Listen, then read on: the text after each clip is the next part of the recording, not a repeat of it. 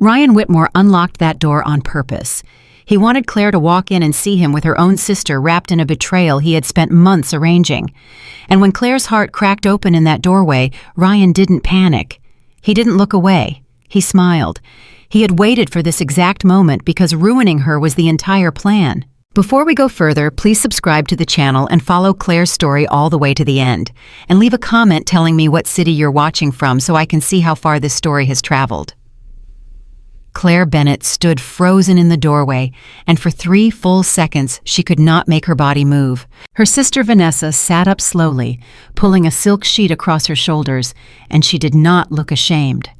That was the part Claire would remember for the rest of her life. Vanessa looked annoyed, interrupted, as if Claire had walked into the wrong room at the wrong time and ruined something delicate.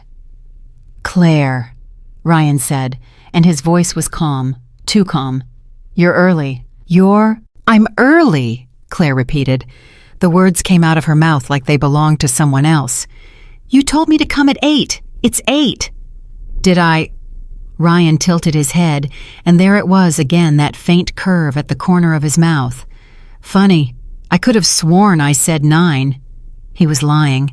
She knew he was lying, and what terrified her was how good he was at it, how smooth, how practiced, as if he had rehearsed this scene in a mirror.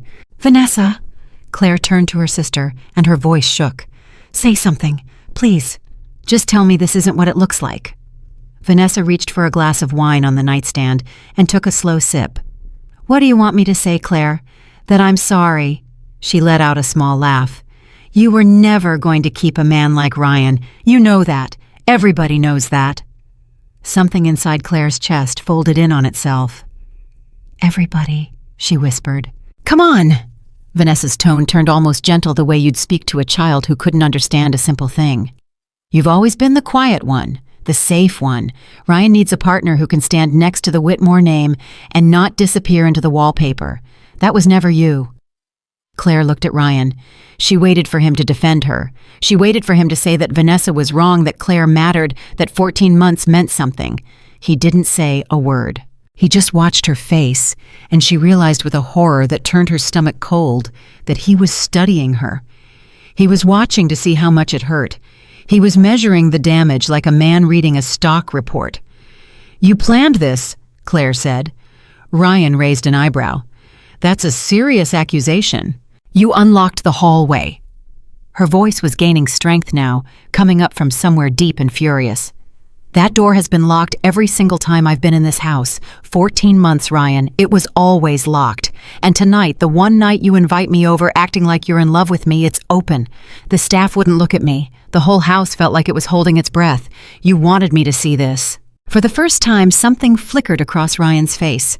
Not guilt. Admiration. "You're sharper than I gave you credit for," he said quietly. "Why?" The word tore out of her. "Why would you do this if you didn't want me? You could have just ended it. You could have called me, sent a text, anything. Why my sister? Why like this?" Ryan stood unhurried and pulled a robe over his shoulders. He walked toward her, and Claire made herself hold her ground even though every instinct told her to run. "Because," he said, stopping a few feet away, "a clean breakup would have left you intact, and I couldn't have that." Claire stared at him. "What are you talking about?" "You've been asking questions, Claire." His voice dropped low. "About my family, about my father, about where the money comes from. You think I didn't notice? You think the people around me didn't notice? You started poking at things that are none of your business.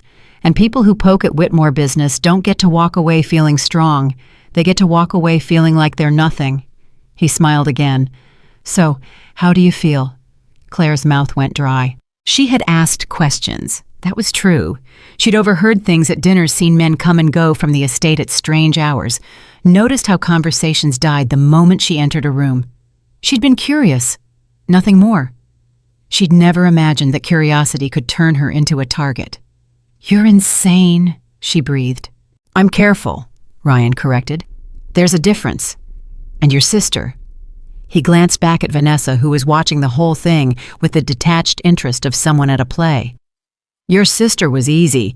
She's wanted what you had for years. All I had to do was offer it to her." He leaned closer. You come from a family that throws its own away, Claire.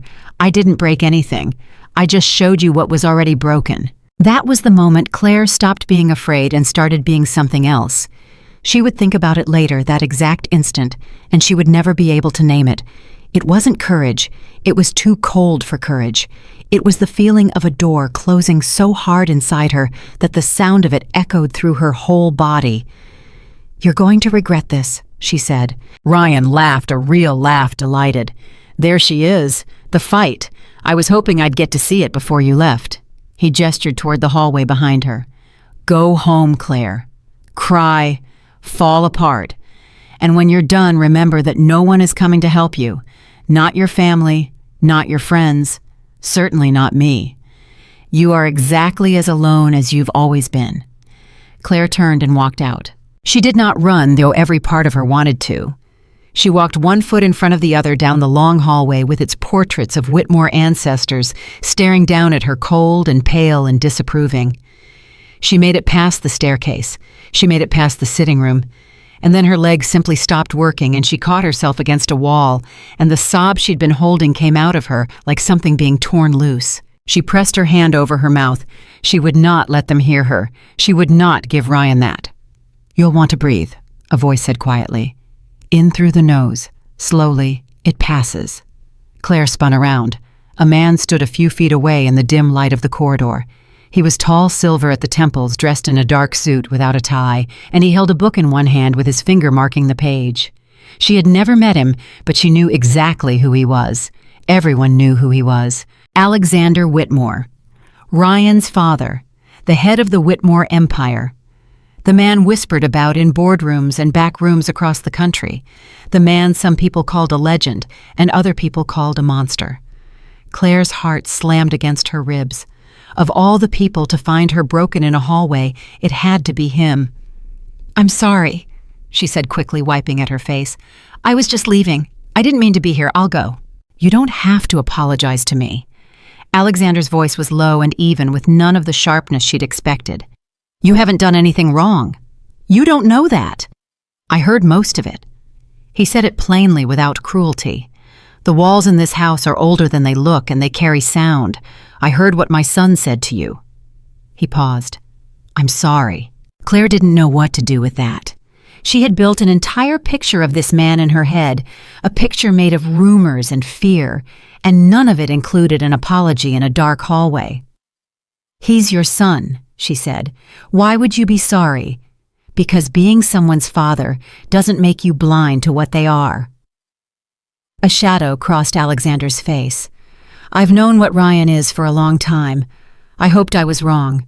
Tonight tells me I wasn't." Claire studied him. Up close, he did not look like a monster. He looked tired. He looked like a man who carried something heavy and had carried it for a very long time. "People say things about you," she said, before she could stop herself. "They do. They say you're dangerous. They say a great many things." He almost smiled. "Are you asking if they're true?" Claire held his gaze. "I'm asking if I should be scared of you." Alexander was quiet for a moment. "No," he said finally. "Not of me. There are people in this world you should be afraid of. I'm not one of them, though. I understand why you'd think otherwise." He stepped aside, clearing her path to the door. "You should go home, but not because anyone's telling you you're worthless. Go home because you deserve to be somewhere that isn't this house." Claire didn't move. She should have. Every reasonable part of her mind screamed at her to walk out that door and never come back, to put the Whitmores and their poison behind her forever. But there was something in the way this man spoke to her, something that treated her like a person instead of a problem, and she was so starved for that after the last hour that she couldn't make herself leave. "Can I ask you something?" she said. "You can ask. Did you know what he was planning tonight?" "No." His answer was immediate and firm. "If I had known, I would have stopped it. I don't approve of cruelty for its own sake. It's inefficient and it's cowardly, and it's beneath the name he's so proud of carrying." His jaw tightened. "My son enjoys hurting people. He always has. I used to tell myself he'd grow out of it. He didn't. He grew into it." Claire felt something loosen in her chest, just slightly. It wasn't comfort, but it was the first true thing anyone had said to her all night. "My sister called me the quiet one," she said, and she wasn't sure why she was telling him this, a stranger, a man she'd been taught to fear.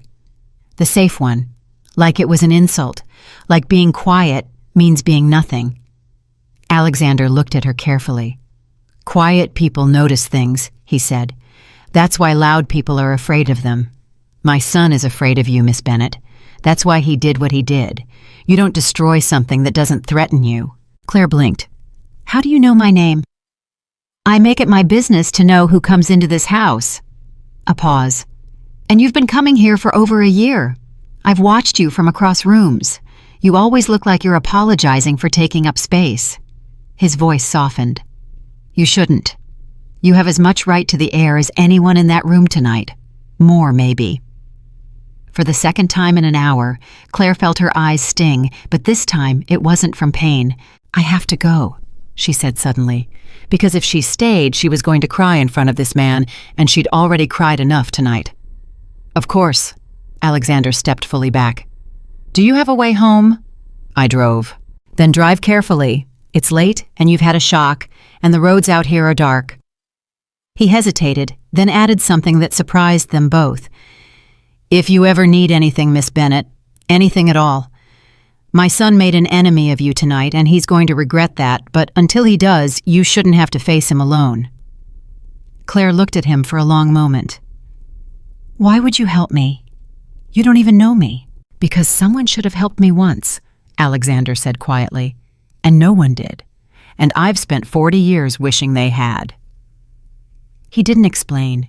He turned and walked back down the hallway into the dark, and Claire was left standing there with a book of matches in her mind that she didn't know how to light. She drove home in a fog. Her apartment felt smaller than usual, colder, emptier. She sat on the edge of her bed for a long time without turning on the lights, and she replayed the whole night in her head, over and over, every word Ryan had said, every look Vanessa had given her, every calm and terrible thing that had come out of the man she'd thought she loved. Her phone buzzed. It was her mother. Claire almost didn't answer. But some old obedient part of her, the part that had spent her whole life reaching for a family that never reached back, picked up anyway. "Mom." "Claire." Her mother's voice was clipped cold. "Vanessa called me. She's very upset. She says you made a scene at the Whitmore house." Claire closed her eyes. Of course. Of course Vanessa had called first. Of course the story was already rewritten before Claire could say a single word. "I made a scene," Claire repeated. "She says you walked in on a private moment and started screaming. Ryan is mortified. Do you understand what a connection like the Whitmores means for this family? Do you have any idea what you could have cost us tonight?" "Mom." Claire's voice was very quiet. "Vanessa was in bed with Ryan, my Ryan, the man I've been with for over a year." There was a pause on the line, and in that pause, Claire understood everything she needed to understand about her family. Because her mother did not gasp. She did not express shock or anger on Claire's behalf. She sighed the tired sigh of someone dealing with an inconvenience. "These things happen, Claire," her mother said. "Men like Ryan. You couldn't have expected to hold his attention forever. Your sister is well. She's Vanessa. Maybe this is for the best. Maybe if the two of them are serious, the connection stays in the family." Claire actually laughed. It was a terrible, hollow sound. "You want them to be together," she said. "You want your other daughter to marry the man who cheated on me, with her, in front of me. I want what's best for this family. I'm your family too." Claire's voice broke on the last word. "I've always been your family too. Why has that never once been enough for you?" "Don't be dramatic." "Good night, Mom." Claire hung up before she could hear the answer, because she already knew the answer and she'd known it her whole life, and hearing it out loud one more time might actually kill her. She sat in the dark, and she did not cry. She'd expected to. She'd spent the whole drive home bracing for the flood, the collapse, the falling apart that Ryan had so cheerfully predicted. But it didn't come. Instead, something quieter and much more dangerous settled over her. She thought about Ryan's face when he'd told her no one was coming to help her. She thought about her mother choosing Vanessa without a moment's hesitation. She thought about Alexander Whitmore standing in that hallway, telling her that quiet people notice things, that loud people are afraid of them, that her ex had made an enemy of her tonight and would live to regret it. And she thought for the first time in her entire life, maybe it's time I stopped being safe. The next morning, Claire went to class. She was in her final year at university, studying economics, a subject she'd chosen because it was practical, and because no one had ever expected much from her, and low expectations were the one kind of freedom she'd ever been given. She sat in the back of the lecture hall like always, and she took notes like always, and she tried very hard to look like a woman whose entire life hadn't come apart 12 hours earlier. Her friend Dana slid into the seat beside her. "Okay, what happened? You look like a ghost." Nothing happened. "Claire, I have known you since freshman year. You have exactly one facial expression, and this isn't it. What happened?" So Claire told her, quietly in fragments in a whisper under the drone of a professor's voice. She told her about the open door, about Vanessa, about Ryan's smile, about the calm and calculated cruelty of a man who'd planned her humiliation like a business acquisition. Dana's mouth fell open. "He said he did it because you were asking questions about his family?" "That's what he said." "Claire, that's not a breakup. That's a warning." Dana grabbed her arm. "Men don't stage an entire betrayal to scare a girl off. Not unless there's something they're really, really scared of you finding out." Claire went still. She hadn't thought of it that way. She'd been so buried in the pain of it that she'd missed the strangeness of it. Ryan didn't have to do any of this. He was rich, powerful, connected. He could have discarded her in 1,000 quieter ways, but he'd chosen the loudest, most deliberate, most cruel option available. He'd chosen the one guaranteed to make her feel like nothing. Why go to all that trouble to make her feel small, unless he was afraid of what she'd feel if she felt big? "Dana," Claire said slowly, "what do you actually know about the Whitmores?" "Everybody knows about the Whitmores. Money, real estate, shipping half the port on the East Coast. And the rumors." Dana lowered her voice. "The mob stuff. People say old man Whitmore the father is basically a crime boss, like a real one. People who cross the family disappear, that kind of thing. I met him last night." Dana nearly fell out of her chair. "You met Alexander Whitmore. He found me crying in a hallway." Claire stared straight ahead. "And he wasn't what I expected, at all. He apologized to me. He told me I wasn't nothing. And there was something in the way he said it." She frowned. "Dana, if he's this monster everyone talks about, why did he look at his own son like he was ashamed of him?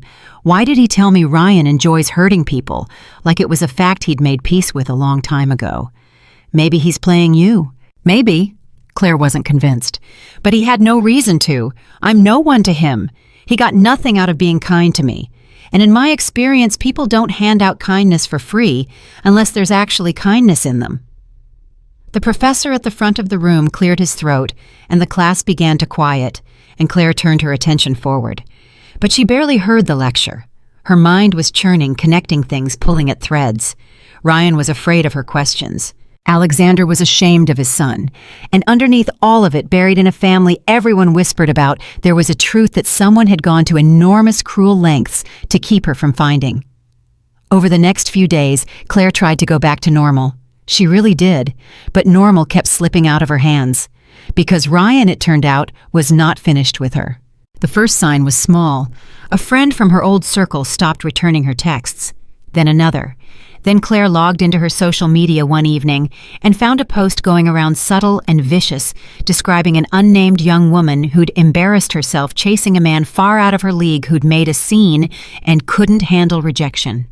It didn't name her. It didn't have to. Everyone who mattered knew exactly who it was about. Claire's hands shook as she read it. He was rewriting the story. Again, just like Vanessa had rewritten it for their mother. Ryan wasn't content to break her in private. He was going to break her in public, turn her into a cautionary tale, make sure that if she ever tried to tell the truth, no one would believe her because he'd already made her look like a jealous, desperate girl who couldn't accept that a Whitmore didn't want her. Her phone rang. Unknown number. She almost didn't answer. "Claire." Ryan's voice warm and pleasant, as if they were old friends. "I hope you've seen the news going around. I just wanted to make sure you understood the shape of things. What do you want, Ryan? I want you to be smart." The warmth didn't leave his voice, which somehow made it worse. "You're going to be tempted to talk, to tell people your version, and I need you to understand that your version doesn't exist anymore. I've made sure of it. If you open your mouth, you're the bitter ex, the unstable one, the girl who lied about a good family to save her own pride." A pause. "Nobody is going to look at you and see a victim, Claire. I've made certain of that. So keep quiet. Go back to being invisible, and this ends. Push me, and I promise you it gets so much worse." Claire's whole body was trembling, not with fear, with rage. "You went to all this trouble," she said, her voice low and steady, in a way that surprised even her. "The affair, the lies, the staged scene, now the smear campaign. All of it. To silence a woman you keep insisting is worthless." She let that hang in the air. "You don't do this to someone who's nothing, Ryan. You do this to someone you're afraid of. So the only question I have left is, what are you so scared I'm going to find?" The line went quiet, and in that silence, Claire heard everything. She heard the hitch in his breath. She heard the moment his easy confidence slipped just for a second before he caught it again. "Careful, Claire," he said, and the warmth was gone now, replaced by something cold and flat. "You have no idea what you're playing with." "Then tell me." "Goodbye, Claire." He hung up. Claire sat there for a long time, holding the silent phone, her heart pounding. And when she finally set it down, she wasn't the same woman who'd picked it up. Something had crystallized inside her, hard and clear and unbreakable. For her entire life, she had made herself small. She had swallowed her voice, shrunk into corners, apologized for existing. She had done it for her family, who never noticed. She had done it for Ryan, who used it against her. She had spent 22 years believing that if she just stayed quiet enough, stayed safe enough, stayed small enough, she would finally be allowed to matter. And it had gotten her exactly nowhere. Ryan had shown her the truth, though he'd meant it as a weapon. No one was coming to save her. Not her family, not her friends, not the man she'd loved. She was as alone as she'd always been. But being alone, she realized, was not the same as being powerless. She thought of Alexander Whitmore in that hallway. "If you ever need anything, Miss Bennett, anything at all." She thought of Dana's words. "That's not a breakup, that's a warning." She thought of Ryan's voice cracking just slightly when she'd asked him what he was afraid of.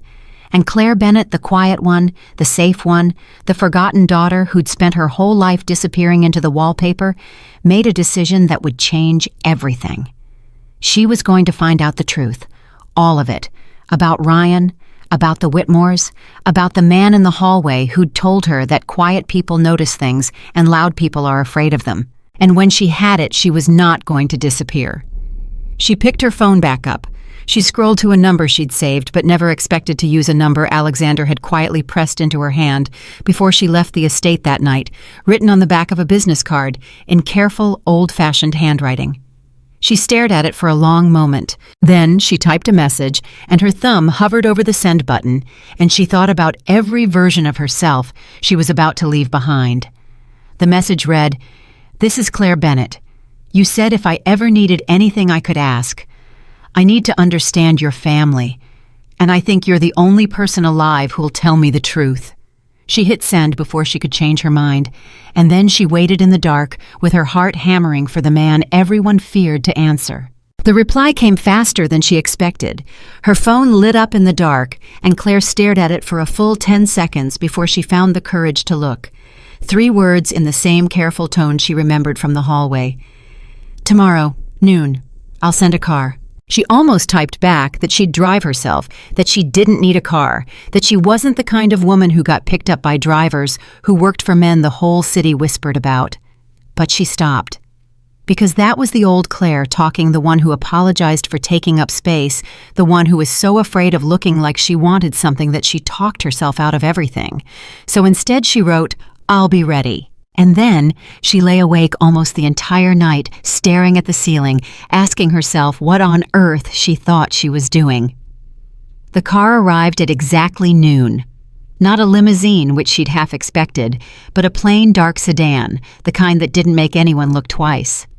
The driver was an older man with gray hair and steady hands, and he opened the door for her without a word and drove her out of the city, past the neighborhoods she knew, into a part of the coast she'd never seen.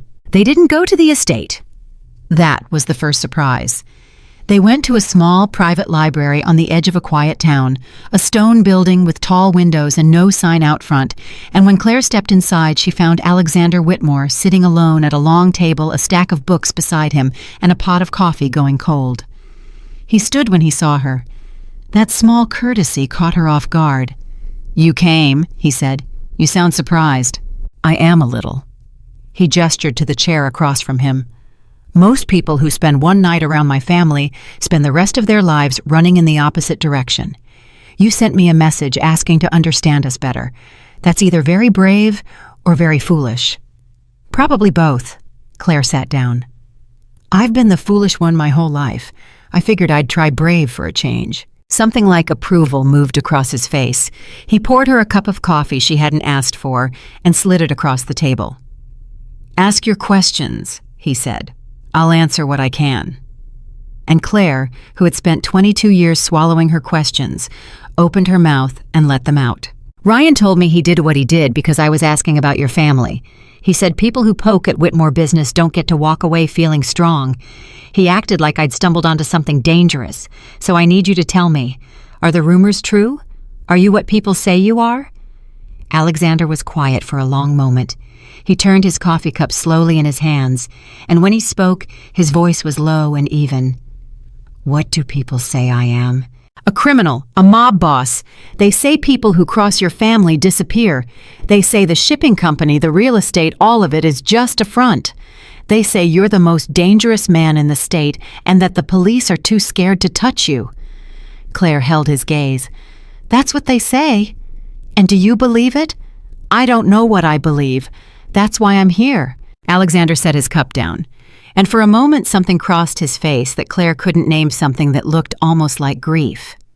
"The truth," he said slowly, "is more complicated than either the rumors or the denials. And I've spent 40 years making sure no one ever learned the whole of it. So you'll forgive me if I don't hand it all to you in an afternoon over cold coffee on the strength of one night's acquaintance." Claire's heart sank. She'd come all this way for answers, and he was going to give her riddles. "But," Alexander continued, "I'll tell you this much because I think you've earned it, and because I think you're going to keep digging whether I help you or not. And I'd rather you dig in the right places than the dangerous ones." He leaned forward. "I am not what people say I am. I've let them believe it because it's kept my enemies afraid and my family alive. But the reputation is a costume, Claire. It's a mask I put on a long time ago, and it's protected people you'll never meet. That's all I can give you right now." "That's not an answer. That's a shape of an answer." "It's the truth, and the truth is a shape before it's a fact." He almost smiled. "You'll have to trust me a little or leave. Those are the only two options I can offer." Claire studied him. Every rational part of her said to leave, to walk out of that library and never come back, to accept that she'd wandered into something far too big for her. But she thought about Ryan's cracking voice on the phone. She thought about how much trouble he'd gone to, how much fear it took to build a lie that elaborate. And she thought about the way Alexander looked at her like she was a person and not a problem.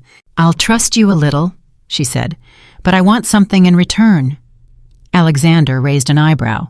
"You're negotiating with me. Interesting." "Ryan is destroying my reputation. Right now, today, he's turned my own friends against me. He's got a story going around that I'm some unstable girl who couldn't handle rejection, and if I try to tell the truth, no one will believe me. He made sure of that." Her voice tightened. "You said if I ever needed anything I could ask. I'm asking. Help me fight back." The old man was silent. Then slowly he nodded. "You understand," he said, "that if I help you against my own son, it puts me in a position I've avoided for a very long time. Ryan is many things, but he is still my blood. Choosing you over him is not a small thing." "Then why would you do it?"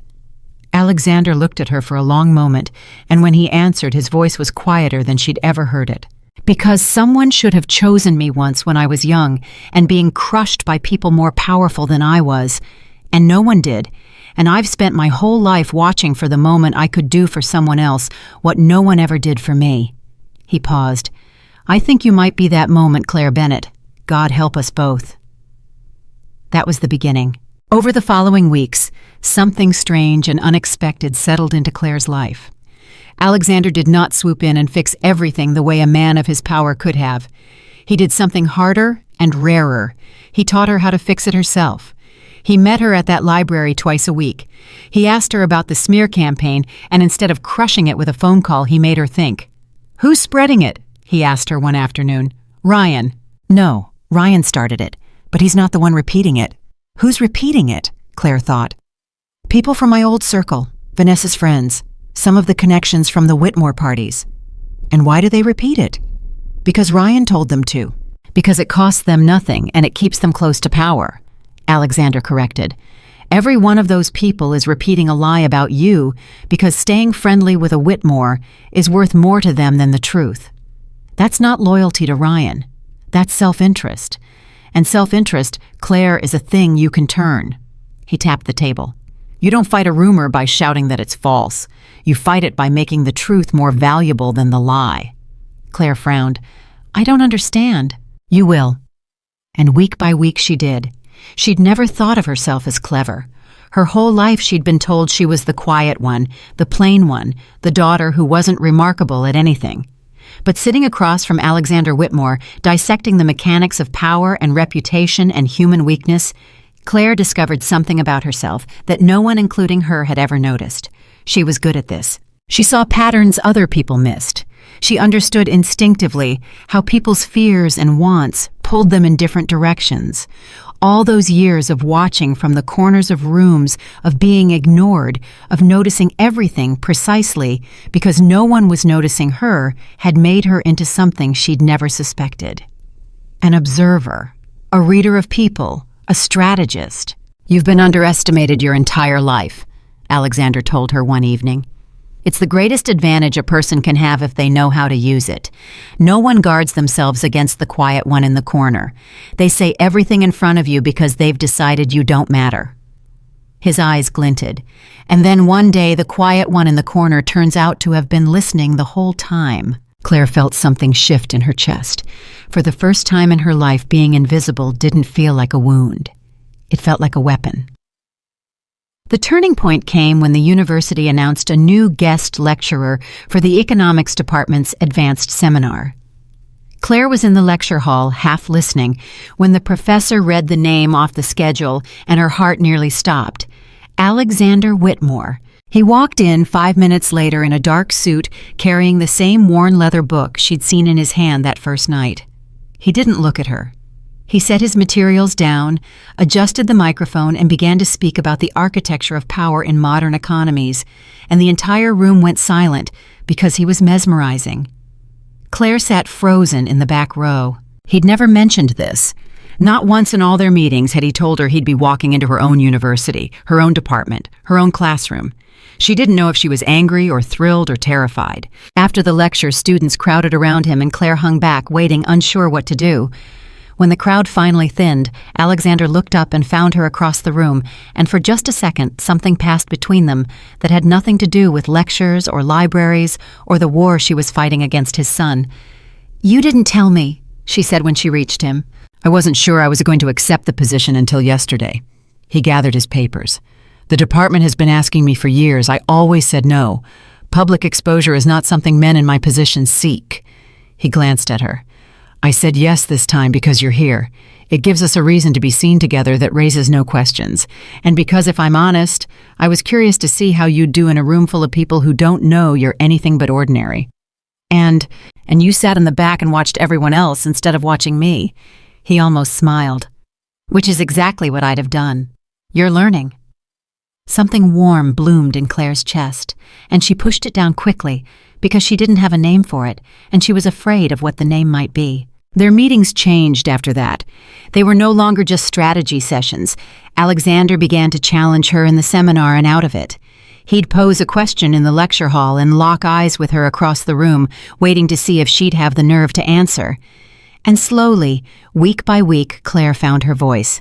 The first time she raised her hand in that seminar and disagreed with him, the whole room turned to look at her, and her heart pounded so hard she thought she might faint. But she said her piece clearly and firmly, and when she finished, Alexander was quiet for a moment. "That's the best objection anyone has raised all semester," he said. "Miss Bennett is right. I was wrong." The room murmured. Nobody had ever heard Alexander Whitmore admit he was wrong. And Claire sat there flushed and shaking and alive, feeling for the first time in her entire life like she was exactly the right size. "You did that on purpose," she accused him later at the library. "You said something you knew was flawed just to see if I'd catch it." "Of course I did. That's manipulative. That's teaching." He poured her coffee. The difference between manipulation and teaching is the direction of the benefit.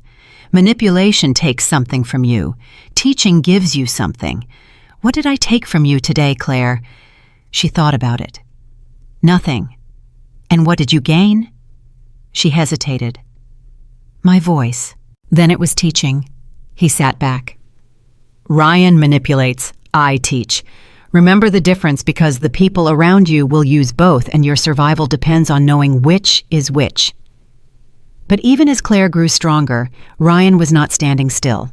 The smear campaign, which had started as whispers, escalated. Claire arrived at class one morning to find that a scholarship committee she'd applied to had rejected her, and when she pressed for a reason, she got vague answers about character concerns and reputation. Someone had gotten to them. She lost a part-time job at a research center when her supervisor, apologetic and unable to look her in the eye, told her that a donor had raised objections about her. Ryan was strangling her, slowly cutting off every path forward one by one, and he was doing it from behind a wall of respectability where no one could see his hands. "He's not trying to hurt me anymore," Claire said, staring at the rejection letter. "He's trying to erase me. He wants to make sure I never rise. He wants to make sure that no matter what I do, I stay exactly as small as he needs me to be." Alexander read the letter, and his jaw tightened. "He's afraid," he said. "Of what? I haven't done anything. I don't know anything. I've been meeting with you and studying and living my life. I'm no threat to him." "You're the biggest threat he's ever faced." Alexander set the letter down. "And I'll tell you why, though it may frighten you. Ryan spent his whole life being the golden son, the heir, the one everyone admired, and the one person who ever looked at him and wasn't impressed, the one person who saw through the charm to the emptiness underneath, was you." He met her eyes. "You didn't love the Whitmore name. You didn't love the money or the power. You loved him, or you thought you did, and when he showed you what he really was, you didn't crumble the way he expected. You asked why. You started thinking, and a man like Ryan can survive anything except being seen clearly by someone he can't buy." He paused. "You see him, Claire, and he will spend everything he has to make sure that no one ever believes what you see." Claire sat with that for a long time. "Then I have to make them believe me," she said finally, "before he erases me completely." "Yes." Alexander nodded slowly. "You do. And I think it's time I showed you how deep this goes, because Ryan isn't acting alone. He never has been." Claire's stomach tightened. "What do you mean?" "I mean that my son is the front man for something much larger than a spoiled heir with a cruel streak." Alexander's voice dropped. "There are people connected to this family, people I have spent decades keeping at arm's length, who have their own reasons for wanting certain truths buried. Ryan is useful to them. He's charming, he's public, he's respectable, and he's willing to do the ugly things they need done as long as it keeps him rich and admired." He leaned forward. "When you started asking questions, you didn't just threaten Ryan. You threatened them. And that, Claire, is why the betrayal was so elaborate. That's why the smear campaign is so thorough. They're not trying to break your heart. They're trying to discredit you so completely that if you ever say what you've learned, the whole world dismisses you as a bitter, unstable girl with a grudge." Claire's blood ran cold. "Who are they?" "That's the part I can't tell you yet." His voice was firm. "Not because I don't trust you, but because knowing their names is what gets people hurt. I've protected you so far by keeping you ignorant of the specifics. The moment you know who they are, you become a target in a way you can't come back from." He held her gaze. "Do you understand? Right now, you're just a jilted ex making noise. That's survivable. But the second you know what I know, you become a liability that certain people cannot afford to leave breathing." Claire's mouth went dry. "You're saying if I keep going, I could die?" "I'm saying," Alexander said quietly, "that I've spent 40 years living with that exact possibility, and I'd give almost anything to keep you from having to live with it too. But I've also watched you these past weeks, and I don't think you're going to stop. So the only question is whether you walk this road blind and unprotected or with me beside you." He sat back. "I know which one I'd choose, but it has to be your choice." The silence stretched between them, and Claire, the quiet daughter who'd spent her whole life being told she was nothing, looked at the most feared man in the state and made her decision. "With you," she said. "I walk it with you." Something moved across Alexander's face, something that might have been relief and might have been fear, or maybe both at once. "Then God help them," he said softly, "because they have no idea what they've woken up." The weeks that followed were unlike anything Claire had ever known. Alexander began to teach her differently, no longer just economics and strategy, but the harder arts. How to read a document for what it didn't say.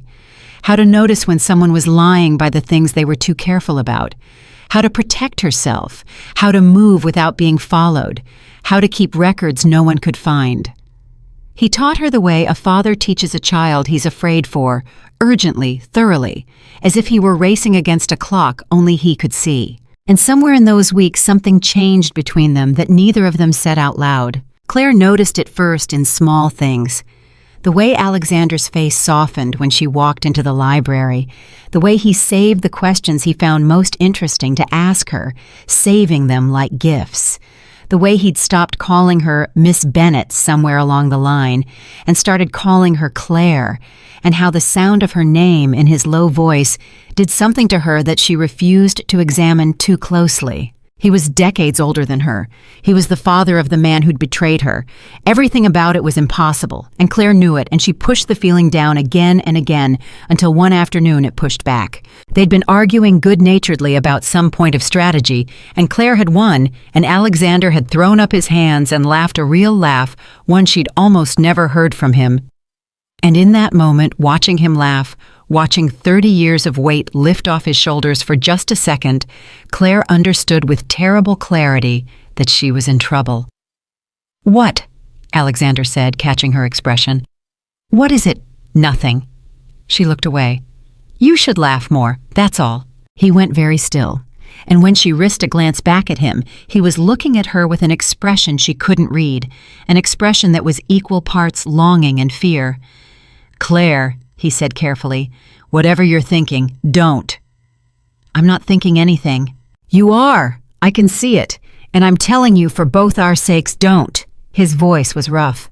"I'm an old man with a past you can't imagine, and enemies who would use you against me the moment they suspected you mattered to me. I've buried the people I've loved, every single one. I don't have another loss in me. So whatever this is, we're going to leave it in this room, and we're going to keep it professional, and we're going to survive. Do you understand?" Claire's heart was pounding. "And if I don't want to leave it in this room, then you're braver than I am." Alexander stood abruptly, turning away from her. "And that's a problem because one of us has to be the coward, and it's clearly not going to be you." She should have let it go. She knew she should, but she'd spent her whole life letting things go, swallowing what she wanted, making herself small so other people could be comfortable, and she was so tired of it that she couldn't do it anymore. "You told me," she said quietly, "that I've been underestimated my whole life, that I've made myself small for people who never noticed. You told me to stop shrinking myself." She stood too. "So don't ask me to shrink this. Don't tell me what I'm allowed to feel. I've had enough people in my life deciding what I get to want." Alexander turned back to her slowly, and for a long, breathless moment, neither of them moved. "You have no idea," he said finally, his voice barely above a whisper, "how much I want to be a different man than I am. A younger man, a cleaner man, a man who could give you something that wasn't wrapped in danger and blood and 40 years of things I can never take back." He shook his head. "You deserve that man, Claire. And I am not him. I'll never be him. I didn't ask for that man." Her voice was steady. "I asked for you." The words hung in the air between them, impossible and true. And then, before either of them could cross the space that suddenly felt very small, Alexander's phone rang. He closed his eyes, exhaled, and answered it. and Claire watched his whole face change as he listened, watched the softness drain away, and something cold and terrible take its place. "When?" he said into the phone. Then, "Who else knows?" Then, "Say nothing, I'm coming." He hung up. When he looked at Claire, the man who'd almost bared his heart to her a moment ago was gone, replaced by the man the whole state feared. "What is it?" Claire asked. "What happened?" Ryan made a move. Alexander was already gathering his things. A big one. He's found out that you and I have been meeting, and he's decided that if he can't discredit you, he'll use you. His jaw was tight. He's told certain people that you're a danger to the family, that you know too much, that you've been working with me to expose things that should stay buried. He met her eyes. He's painted a target on your back, Claire, and the people he's painted it for are not people who make idle threats. Claire's blood went cold. "You said this could happen. You said if I kept going—" "I know what I said." Alexander's voice was hard. "And I know I promised to protect you. I intend to keep that promise, but it means everything changes now, tonight. You can't go back to your apartment. You can't go to class tomorrow. You can't contact your family or your friends until I've made certain arrangements." He stopped, and for just a second the fear underneath the coldness showed through. "I'm sorry. I tried to keep you at arm's length from all of this. I tried to keep you safe. And I failed because I let you get close to me, and being close to me is the most dangerous thing a person can be." "I chose to get close to you," Claire said. "That was my choice, not your failure. It won't feel like that if something happens to you." "Then don't let something happen to me." She lifted her chin. "You said we'd walk this road together, so let's walk it. What do we do?" Alexander looked at her for a long moment, and something in his expression shifted, some hard resolve settling into place. "First," he said, "we get you somewhere safe. Then I make some calls that I've spent 40 years avoiding. And then, Claire, we stop playing defense." His voice dropped low and dangerous. "For decades, I've protected this family. By staying in the shadows, by letting people believe the rumors, by never striking first. I've absorbed insults and threats and betrayals because striking back always cost more than it was worth. I've been patient. I've been careful. I've been so very careful." He set his jaw. "But Ryan just made a mistake he doesn't understand. He threatened someone I'd burn the whole thing down to protect. And for the first time in a very long time, I'm not going to be careful anymore." Claire felt a chill run through her, but underneath it something fierce and warm. "You're going to fight him," she said. "Really fight him." "I'm going to end him," Alexander said quietly. "Not with violence. That's what he expects. That's what the rumors would predict, and it would only prove them right. No. I'm going to do something far worse. I'm going to expose him. Every lie, every scheme, every ugly thing he's done in the dark. I'm going to drag it into the light, and I'm going to let the world watch the golden sun turn to ash." He looked at her. "And you're going to help me, because you see him clearly. You always have. And clarity? Claire is the one thing he's never been able to survive." They left the library together into the gathering dark, and as the car carried them away from the town toward whatever came next, Claire thought about the woman she'd been just months ago, standing frozen in a doorway, watching her whole life come apart. That woman had believed she was nothing. That woman had believed no one would ever choose her, ever see her, ever fight for her.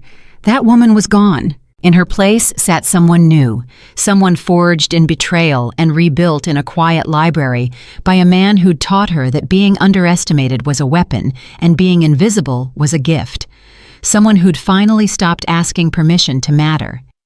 "Alexander," she said, as the lights of the town faded behind them. "Yes, that thing, in the library, before the phone rang." She kept her eyes forward. "We're not done talking about it." He was quiet for a long moment, and then, in the dark, she heard him let out a breath that sounded almost like surrender. "No," he admitted, "I don't suppose we are." And though neither of them said anything more, Claire felt his hand find hers across the seat and hold it and not let go all the long way into the night. She didn't know yet how deep the Whitmore secrets went. She didn't know that the man beside her had spent his life carrying a truth that would shock everyone who thought they knew him. She didn't know that the rumors about Alexander Whitmore were not just wrong, but were the exact opposite of the truth, and that when that truth finally came to light, it would change how the entire world saw the man everyone feared. All she knew in that moment was that for the first time in her life, she was not alone. Someone had chosen her. Someone was holding her hand in the dark and promising to fight beside her. And whatever came next, whatever danger waited in the shadows Ryan had pushed her toward, Claire Bennett was ready to meet it. Because the forgotten daughter had found her voice, and she was done being quiet. The safe house was not what Claire expected.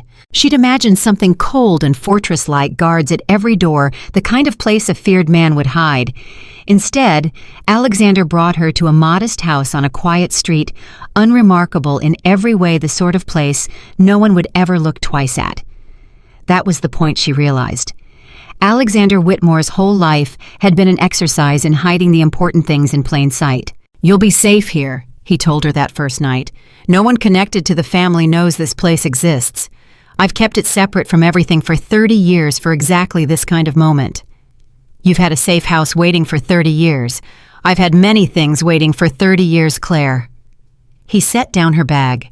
"When you live the way I've lived, you learn to prepare for the day everything falls apart. The only question is whether you'll be ready when it comes." Claire sat down on the edge of the couch, and the exhaustion of the last few weeks finally caught up with her all at once. She'd left her apartment, her classes, her whole life on the word of a man she'd known for 2 months. And the strange thing, the thing that frightened her more than any of it, was that she didn't regret it. "Tell me the truth now," she said. "You keep giving me pieces. The mask, the costume, the shape of an answer. I've left everything behind on your say-so. I think I've earned the whole thing." Alexander stood by the window for a long time, his back to her, and when he finally turned around, his face had changed. The careful control he always wore had cracked, and underneath it, Claire saw something raw. "You have earned it," he said quietly. "God knows you have, so I'll tell you. And when I'm done, you may look at me differently. You may be afraid of me for real, or you may pity me, and I don't know which would be worse." He sat down across from her. "But you'll know the truth, all of it." Claire weighted her heart in her throat. 40 years ago, Alexander began. "I was a young man in a family that was already deep in things I won't describe to you. My father, Ryan's grandfather, was exactly what the rumors say I am, a criminal, a dangerous one. He built the Whitmore fortune on things that would turn your stomach, and he raised me to inherit all of it." He looked down at his hands. "I was meant to become him. That was the whole design of my life. And for a while I did. I did things, Claire, when I was young that I've spent every year since trying to atone for. I won't tell you what they were. Some sins you don't get to hand to another person just to feel lighter." Claire's breath caught. "What changed?" "A woman." He smiled, but it was a broken thing. "Her name was Elena. She was my wife, Ryan's mother, and she was the first person who ever looked at me and saw something worth saving instead of something to be afraid of." His voice roughened. "She made me want to be different. She made me believe I could be. And so slowly, secretly, I began to turn the family into something else. On the surface, I kept the reputation. I let people believe I was my father's son, ruthless and dangerous, because that fear kept the wolves at bay. But underneath, I was doing the opposite of everything the rumors said." "What do you mean the opposite?" Alexander leaned forward and his eyes burned with something Claire had never seen in him before. "I mean that for 40 years, the man everyone believes is a mob boss has been quietly dismantling the very networks people think he runs." His voice was low and intense. "The shipping company they think is a front for smuggling. I've used it to trace and shut down the actual smugglers. The connections they think make me a crime lord. I built them to get close enough to the real monsters to destroy them from the inside. Every person who thinks they're doing business with a criminal empire is actually feeding information to a man who spent his entire life tearing that empire apart piece by piece so carefully that no one ever suspected." He sat back. "I let the world call me a monster, Claire, because being feared as a monster gave me the access I needed to hunt the real ones. and I've hunted them for 40 years. Claire could not speak. She stared at him, trying to fit this new truth over everything she thought she knew, and the pieces kept sliding into place one after another until the whole picture stood revealed and terrible and heartbreaking. "You gave up your reputation," she whispered. "Your whole name. You let everyone believe the worst about you for 40 years to protect people who never even knew you were protecting them." "Yes. That's why you looked so tired that first night. That's the weight you've been carrying." "That's the weight." He nodded slowly. "Do you understand now why I couldn't tell you at first? Do you understand what knowing this makes you? There are men out there, real criminals, powerful ones who believe Alexander Whitmore is one of them. If they ever learn the truth that I've spent 40 years betraying them, feeding their secrets to the very authorities they think I've bought, dismantling everything they've built, they would not just kill me. They would burn down everything and everyone I've ever cared about." His voice dropped. "That's the truth you were digging toward. That's what Ryan is really protecting." Claire went cold. Ryan knows." Alexander's face darkened, and for the first time, Claire saw not the strategist or the protector, but a father in genuine pain. "That," he said quietly, "is the part that breaks my heart, because my son found out what I really am. And instead of being proud of me, instead of understanding the sacrifice, he saw an opportunity." He closed his eyes. "Ryan doesn't want to protect the family. Ryan wants to become his grandfather. He found out that the criminal networks I've spent my life dismantling are real and powerful and profitable, and he decided he'd rather run them than help me destroy them." The full horror of it hit Claire like a physical blow. "Ryan's working with them," she breathed. "The real criminals, the ones you've been fighting. That's who he told about me. That's the people who painted a target on my back." "Yes," Alexander's voice was hollow. "My own son has allied himself with the very men I've given my life to stop. He's using them to protect his own future, and he's using them to eliminate anyone who threatens the family secret, including you, especially you now that you're close to me." He looked at her with an expression of such raw grief that Claire's heart ached. "My son is trying to become the monster I've spent 40 years pretending to be so that he can inherit an empire I've spent 40 years secretly tearing down. And the cruelest part, the part I can barely say out loud, is that he learned to be this way partly because of the mask I wore. He grew up watching me be feared. He wanted that fear for himself. He never understood it was a costume. He thought it was who I really was, and he loved it." Claire moved without thinking. She crossed the space between them and took his hands, and Alexander, the man everyone in the state feared, let her and bowed his head and for just a moment allowed himself to be held by someone who finally understood the whole crushing weight of what he carried. "You didn't make him this way," she said fiercely. "You hear me? A man chooses what he becomes. You chose to protect people. He chose to hurt them. That's not on you. That's on him. He's my son, Claire, and you're not responsible for the man he decided to be." She held his gaze. "You spent 40 years sacrificing everything, your name, your reputation, your whole self to save people you'd never meet. That's who you are. What Ryan chose to do with that is his sin, not yours." Alexander looked at her for a long moment, and something in his face eased just slightly, as if a weight he'd carried alone for decades had finally been shared. "You're a remarkable woman," he said softly. "You know that the daughter everyone overlooked, the quiet one, and you've got more strength in you than any person I've met in 40 years of dealing with the most powerful men in this country." Claire felt her cheeks warm, but she didn't look away. "Then let's use it," she said. "Tell me what we do, because I'm not hiding in a safe house while Ryan tries to become his grandfather. We're going to stop him." And so they began. Over the following days, Alexander opened his world to Claire completely for the first time. He showed her the records he'd kept, 40 years of meticulous documentation evidence of every criminal he'd helped bring down, every network he'd dismantled, every dangerous man who thought Alexander Whitmore was a friend when he'd actually been their executioner all along. It was staggering. Claire had known he was powerful, but she'd had no idea of the scale of what he'd done quietly, thanklessly, at enormous personal cost. "This is the most important thing I own," he told her, showing her a hidden archive. "Everything is here, every truth. If anything ever happened to me, this is what would bring the whole rotten structure down. I've kept it as insurance. As long as it exists, the men I've infiltrated can't be certain I haven't already given it all to the authorities. It's kept me alive for years."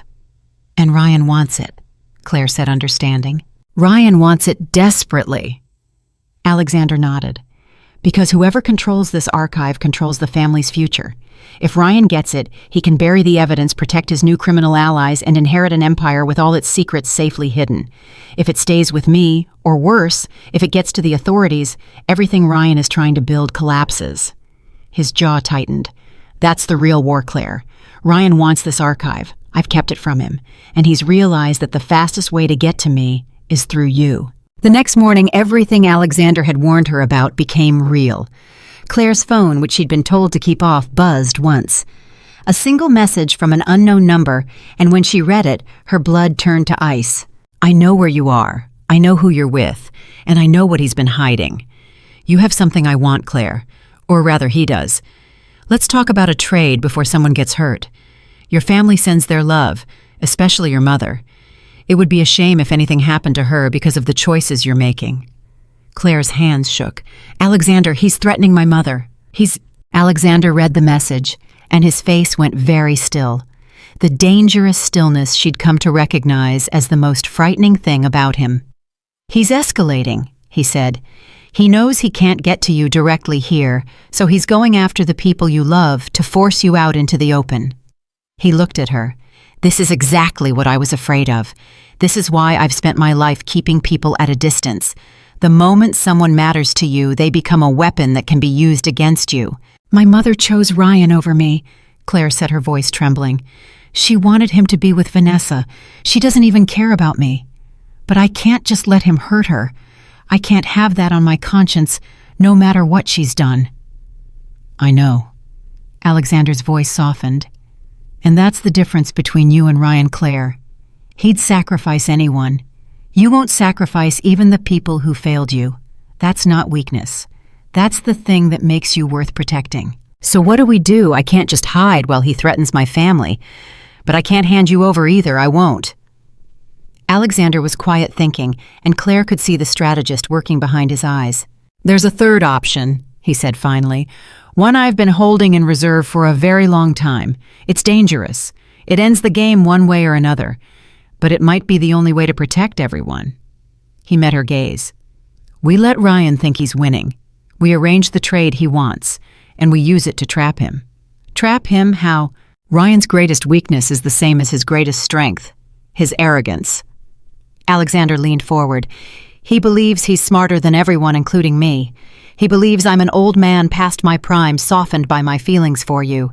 He believes his new criminal allies make him untouchable, so we let him believe all of it. We offer him the trade, the archive for your family's safety, and when he comes to collect, we make sure the right people are watching. We make sure that when Ryan reaches for the Empire, he does it in front of the exact witnesses who can destroy him." Claire's mind raced. "You mean the authorities, the real ones, the ones who've never been able to touch the family?" "I mean the people I've been secretly working with for 40 years. Alexander's voice was grim. "The ones who know the truth about me. The ones who've been waiting patiently for me to hand them the final pieces. If we can get Ryan to incriminate himself in front of them, to reveal his connections to the criminal networks to reach for the archive while confessing what he intends to do with it, then it's over. Not just the smear campaign, not just the threats, all of it. Ryan goes down, his criminal allies go down, and the truth about who I really am finally comes out." Claire understood the enormity of what he was proposing. "You'd be exposing yourself," she said slowly, "after 40 years. If this works, everyone learns the truth, that you're not the monster, that you've been the protector all along." "Yes."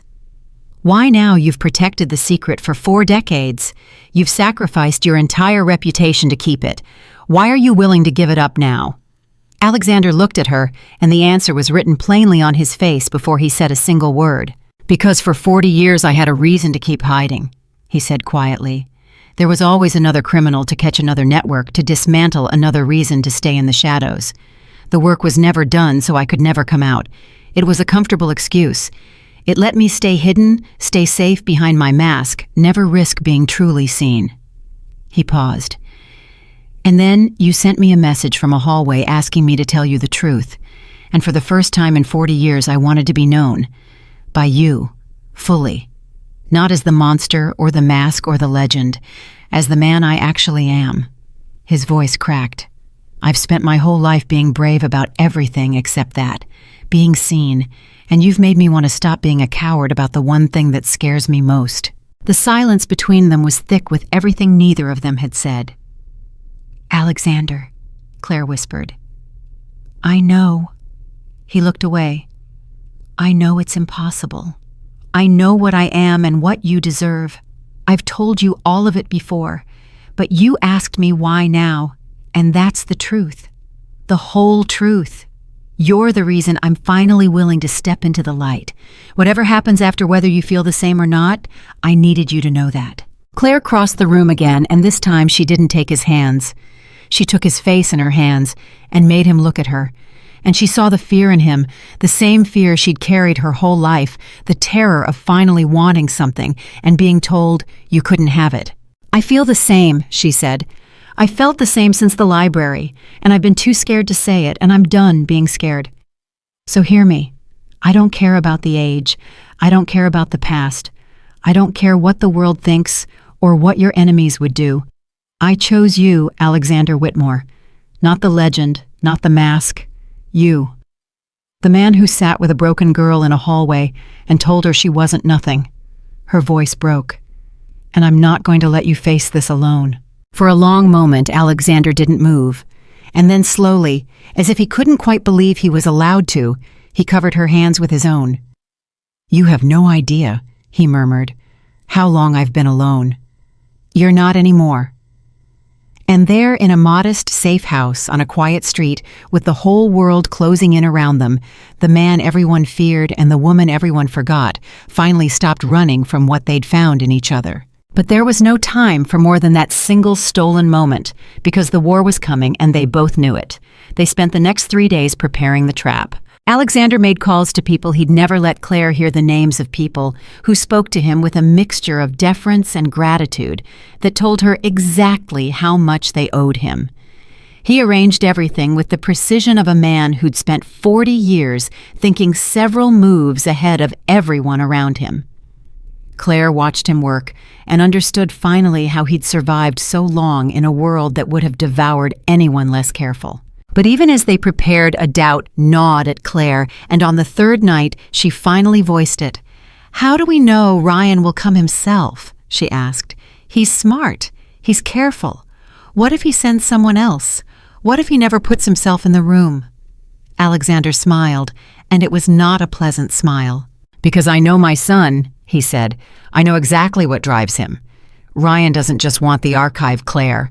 He wants to beat me. He wants to stand over me in the moment of my defeat and watch me realize that the son I never respected has finally won. His arrogance won't let him send someone else. This is personal for him. He needs to be there. He needs to see my face. Alexander's expression hardened. And that need is the thing that's going to destroy him.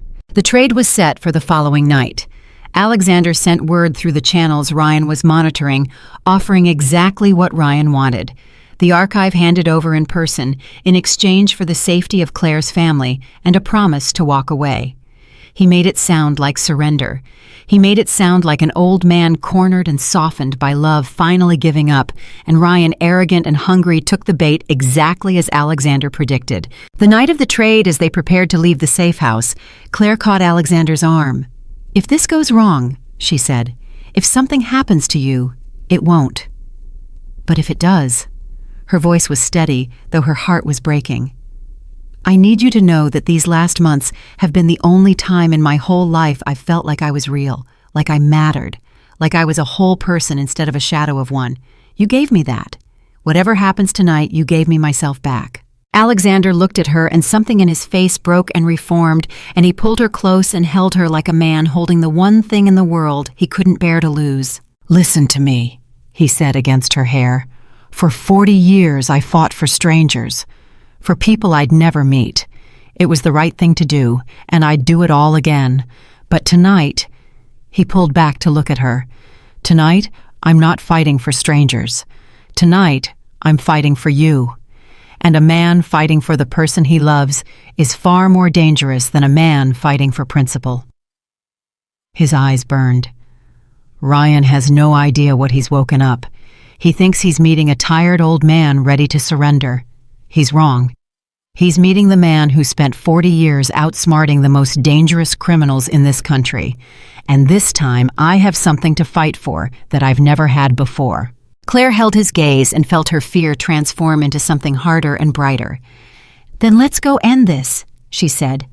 They walked out into the night together toward the confrontation that would decide everything. And Claire Bennett, who had once stood frozen and broken in a doorway, believing she was nothing, walked with her head high beside the man she'd chosen, ready to face whatever waited in the dark. She thought of Ryan, so certain he was winning, so certain the quiet girl he'd humiliated was finished, discredited, erased, so certain that his father was a soft old man ready to hand over everything. He had no idea. He had no idea that the woman he'd tried to destroy had found her voice and her strength, and a man who saw her clearly.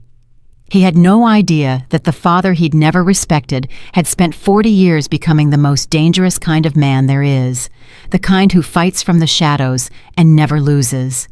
He had no idea that tonight the mask was finally coming off, and the truth he'd spent so long trying to bury was about to bury him instead. The golden sun was walking into a trap he'd been too arrogant to see, and the two people he'd underestimated most in the world were about to make him pay for every lie, every scheme, every cruel and calculated thing he'd done. The car pulled away into the darkness, carrying them toward the reckoning, and neither of them looked back. The place Alexander had chosen for the trade was an old warehouse the family owned down by the port, a building that had sat empty for years, and Claire understood the choice the moment they arrived. It was private, it was controlled, and every entrance, every shadow, every angle had already been arranged by Alexander long before Ryan ever agreed to come. "Remember," Alexander said quietly as they waited in the dark interior, "Ryan needs to feel like he's won. Every word out of my mouth is going to sound like surrender. Don't react to it. Don't defend me. Whatever I say, whatever I let him believe, it's part of the trap. Can you do that? I can do that. He's going to try to break you. He knows exactly which wounds to press. He'll bring up your family, your sister. Everything he did to you, he'll want to see you crack." Alexander's eyes found hers in the dim light. "Don't give it to him. Let him think he still has power over you. It'll make him careless." Claire nodded, though her heart was pounding. "And the people you told me about, the ones who'll be watching—" "They're already here." Alexander's voice was calm. "They've been in position for hours. Ryan will never see them until it's far too late. All we have to do is get him talking, get him to say what he intends, get him to reach for what he wants." He squeezed her hand once. "The rest takes care of itself." They didn't have to wait long. Ryan arrived exactly on time, and he did not come alone. Two men flanked him, hard-faced and silent, the kind of men Claire had never seen before, but immediately understood. And behind them, to Claire's shock, came Vanessa. Her sister looked different, thinner, nervous. She kept glancing at the men beside Ryan, as if she'd only just realized what kind of company she was keeping. "Father," Ryan said, and his voice echoed through the empty space, warm and mocking. "You look old. I have to say I expected more of a fight from the legendary Alexander Whitmore, but here you are, ready to hand it all over. For a girl." He laughed. "I always knew you were soft underneath. I just never thought I'd get to watch it cost you everything." "Hello, Ryan," Alexander said evenly. "You brought the archive." "I brought what you asked for." Ryan's eyes gleamed. He turned to Claire, and his gaze crawled over her in a way that made her skin want to leave her body. "And Claire," he said, "the girl who wouldn't stay quiet. Look at you standing next to my father like you belong there. Did he tell you what he is?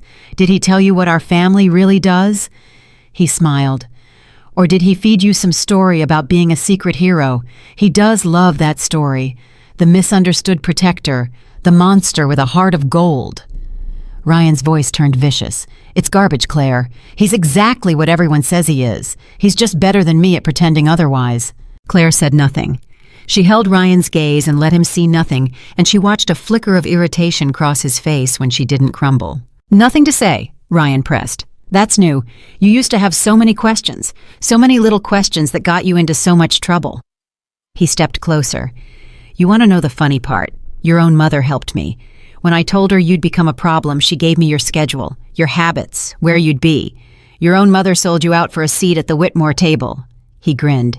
"You were never anything to any of them. You know that, don't you? You were always the disposable one." Claire felt the old wound open the ancient ache of being the daughter no one chose. But she'd spent months with a man who'd taught her that being underestimated was a weapon, and she let Ryan believe he'd landed the blow while she stood unbroken and simply watched him. "Are you finished?" Alexander asked quietly. Ryan turned back to his father. "Not even close. Give me the archive. First the guarantee. Claire's family, her mother, everyone. They walk away untouched. That was the deal." "Sure." Ryan waved a hand carelessly. "They walk. I don't care about any of them. I never did. They were just useful." He held out his hand. "The archive, father. Now, or I stop being patient." And this was the moment. Claire could feel it, the fulcrum on which everything balanced. She watched Alexander, and she saw him let his shoulders sag, saw him become before her eyes the tired, defeated old man Ryan wanted to see. "You have to understand something first," Alexander said, and his voice had gone soft, almost pleading. "This archive, do you even know what's in it? Do you understand what you're taking?" "I know exactly what's in it." Ryan's eyes glittered with greed. "It's 40 years of leverage. Every secret, every connection, every piece of dirt on every criminal you've ever done business with.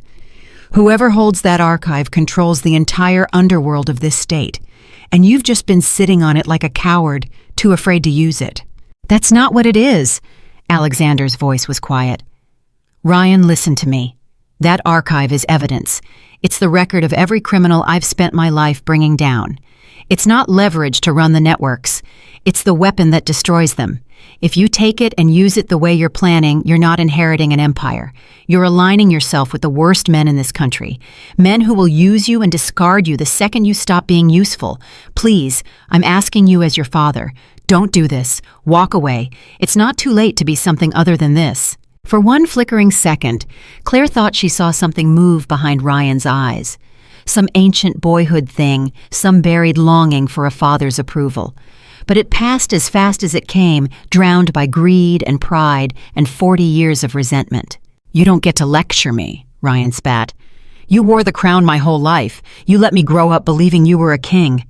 And now that I want it, now that I'm ready to take it suddenly, you've got a conscience. Suddenly you're a hero." His voice rose echoing off the walls. "No, you don't get to rewrite the story now. You built this. You made me want it. And I'm going to take it, and I'm going to use it exactly the way you were always too weak to. I'm going to run the networks. I'm going to make the family what it was always supposed to be. And you're going to hand me the keys right now, and then you're going to disappear and let me finish what your father started." There it was. Claire saw Alexander's face change, saw the tired old man vanish, and something else take his place, and she understood that Ryan had just said the words that ended him. He'd confessed everything. His intention to run the criminal networks, his alliance with the men Alexander had spent his life fighting, his plan to weaponize the archive, all of it out loud in a room full of witnesses he couldn't see. "Thank you, Ryan," Alexander said, and his voice was suddenly clear and strong and utterly without fear. Ryan frowned. "For what? For being exactly who I knew you'd be." The warehouse came alive. Light flooded the space.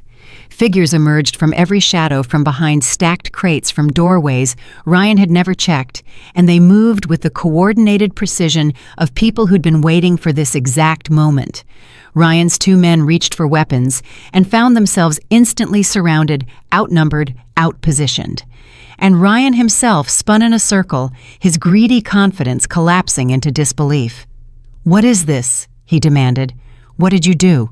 "I told you not to underestimate me," Alexander said calmly. "Everyone always does. It's the one advantage I've never lost." He gestured to the figures closing in. "These are the people I've truly worked for 40 years. Not the criminals you think I run with, the ones who've been trying to bring those criminals down. And you just confessed everything to them, Ryan. Your plans, your alliances, your intentions, every word." The color drained from Ryan's face. "You're lying. You're bluffing. You wouldn't. This is the family. You'd never expose the family. I've spent my entire life protecting people from men like the one you've chosen to become," Alexander said. "Did you really think I'd protect you when you became one of them? You're not my family anymore, Ryan. You stopped being my family the moment you allied yourself with the very evil I've given everything to destroy."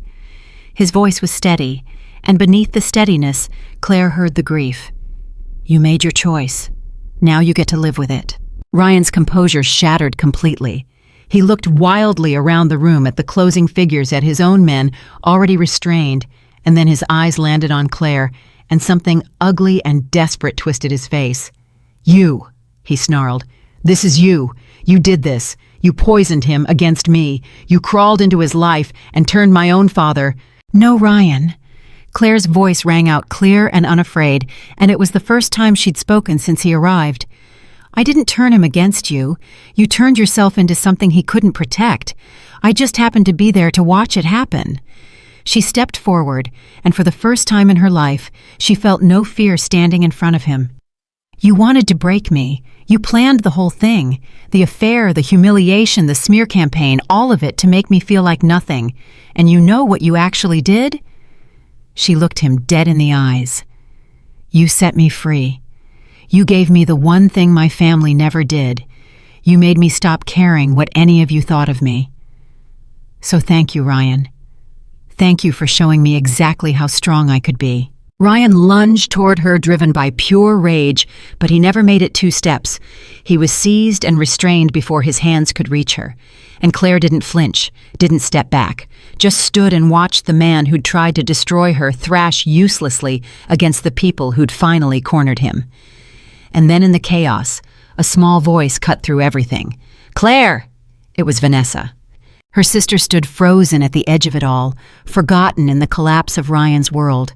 And she was crying, not the performed tears Claire had seen from her 1,000 times, but real ones, ugly and frightened. "Claire, I didn't know." Vanessa sobbed. "I swear to God, I didn't know it was like this. He told me it was just about you and him. He told me it was a game. I didn't know about any of this. The criminals, the archive, any of it. Please, please, you have to believe me." Claire looked at her sister, the sister who'd sat up in that bed months ago, wearing annoyance instead of shame. The sister who'd told her she'd never been able to keep a man like Ryan. The sister who'd rewritten the story to their mother before Claire could speak a single word. She looked at Vanessa and waited to feel the old hurt, the old desperate need for her family to finally choose her. But it didn't come. "I believe you," Claire said quietly. "I believe he used you. He used everyone. That's what he does." She paused.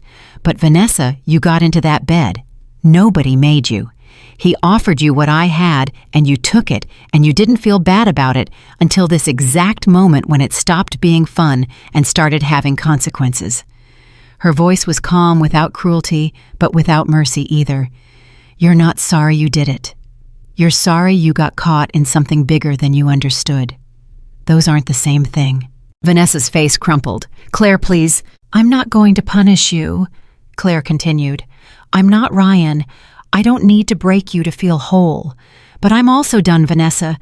I'm done reaching for a family that only reaches back when they need something. You made your choice a long time ago. Every one of you did, and I finally believe you. So go home. Tell Mom whatever you want.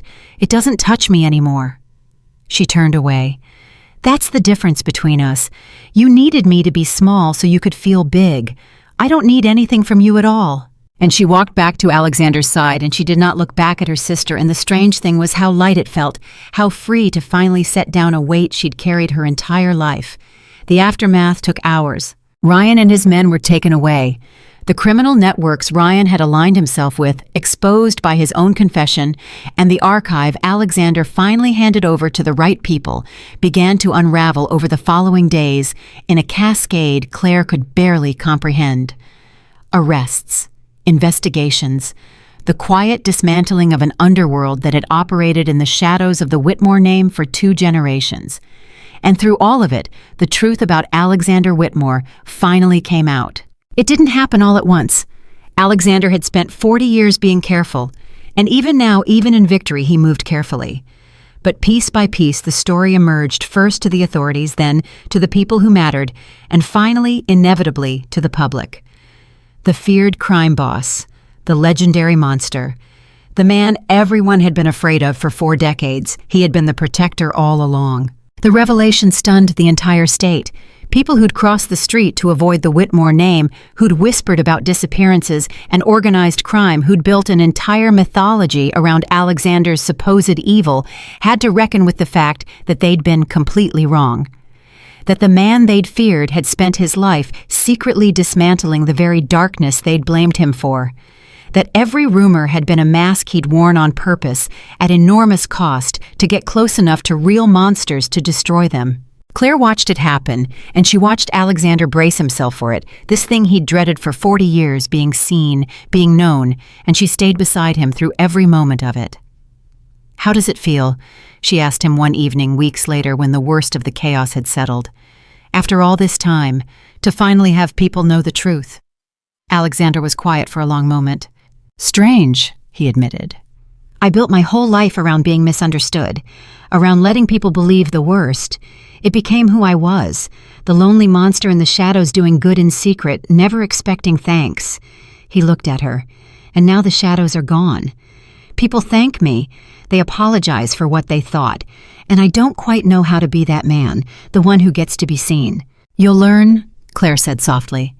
"You taught me how to find my voice. I'll teach you how to let people see you. It's only fair."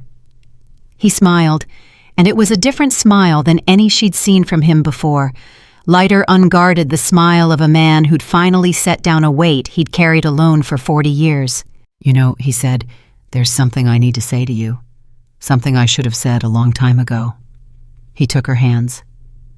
"When you first sent me that message from the hallway, I told myself I was helping you out of guilt. My son had hurt you, and I felt responsible, and I wanted to make it right. That's what I told myself." He shook his head. "But that was a lie I told myself, because the truth was too frightening. The truth was that from the moment I saw you crying in that hallway, refusing to let anyone hear you, holding yourself together, with nothing but sheer will, I saw myself. The young man I used to be, alone and broken and desperate to matter to someone. And I couldn't walk away from you any more than I could have walked away from that boy if I'd been given the chance to save him." Claire's eyes filled. "You did save him," she whispered. "By saving me. Don't you see? You gave me everything you wished someone had given you. You didn't just help me, Alexander. You broke a chain. You took all that pain from 40 years ago and you turned it into something that healed instead of hurt."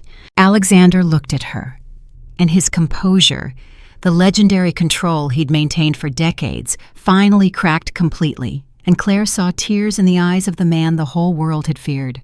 "I spent 40 years believing I wasn't allowed to be happy," he said, his voice breaking. "I believed I'd done too much sacrifice, too much, become too damaged to ever deserve it. I told myself love was a luxury for people who hadn't seen what I'd seen. And then you walked into my life and refused to let me hide, and you made me want things I'd told myself I could never have." He pulled her closer. "You made me believe for the first time in my life that maybe a man is allowed to lay down his burden and be loved, not for what he can do, not for what he can protect people from, just for who he is." "You are," Claire said fiercely. "You're allowed. God, Alexander, you've earned it more than anyone alive." And there, in the quiet aftermath of a war they'd won together, the man everyone feared and the woman everyone forgot held each other and finally let themselves believe that the storm was over, that they'd survived it, that they'd found in each other the one thing neither had ever expected to have. But even in that moment of peace, Claire felt the weight of everything that had changed. Her old life was gone. The quiet girl who'd disappeared into corners, who'd apologized for taking up space, who'd spent 22 years begging a family to love her, that girl no longer existed.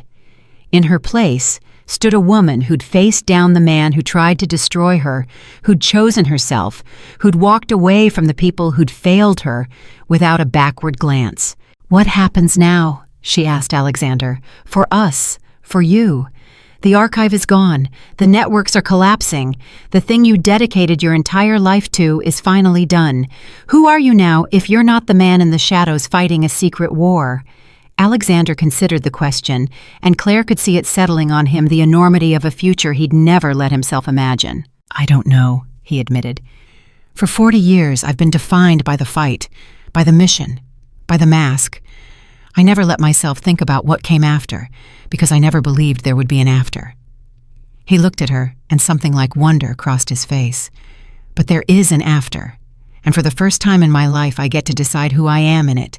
Not who I have to be to survive, not who I have to pretend to be to protect people, just who I want to be." He smiled slowly.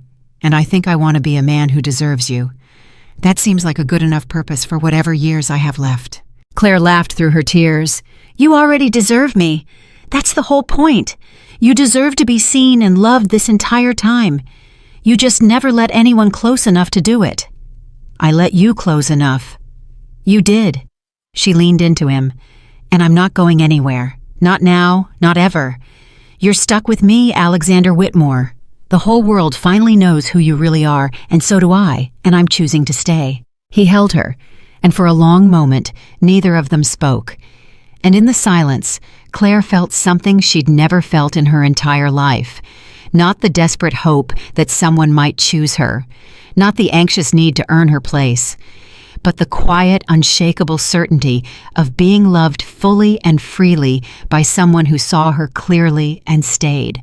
The forgotten daughter was forgotten no longer. The feared monster was feared no longer.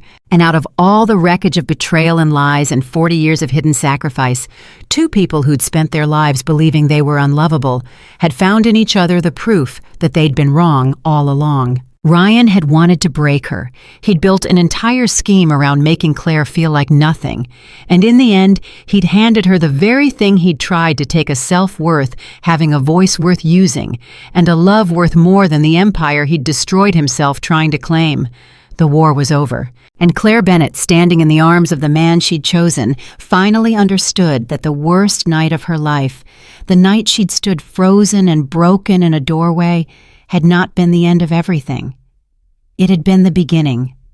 The months that followed did not heal everything at once, because life doesn't work that way, and Claire had learned by now to distrust anything that promised it did. There were still nights she woke with her heart pounding, still moments when a familiar cruelty in a stranger's voice sent her back to that doorway, still the strange grief of mourning a family that had never been what she needed. Healing, she'd discovered, was not a door you walked through once. It was a road you walked every day, choosing yourself again and again, until one morning you realized the choosing had become easier than it used to be. But she was walking it, and she was not walking it alone. The first real test came 6 weeks after the warehouse when Claire's mother called. Claire almost didn't answer. She stared at the phone at the name on the screen and felt the old familiar pull, the reflex of a lifetime, the daughter reaching once more for a mother who'd never reached back.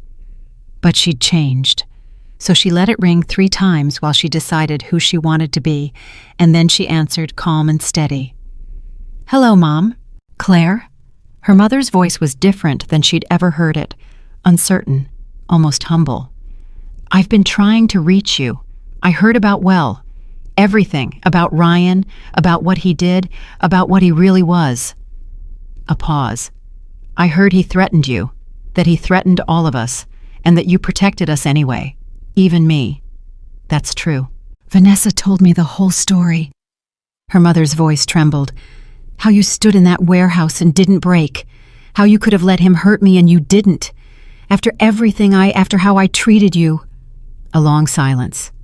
"Claire, I owe you an apology, a real one, for all of it, for a lifetime of it." And here was the moment Claire had spent her whole life waiting for.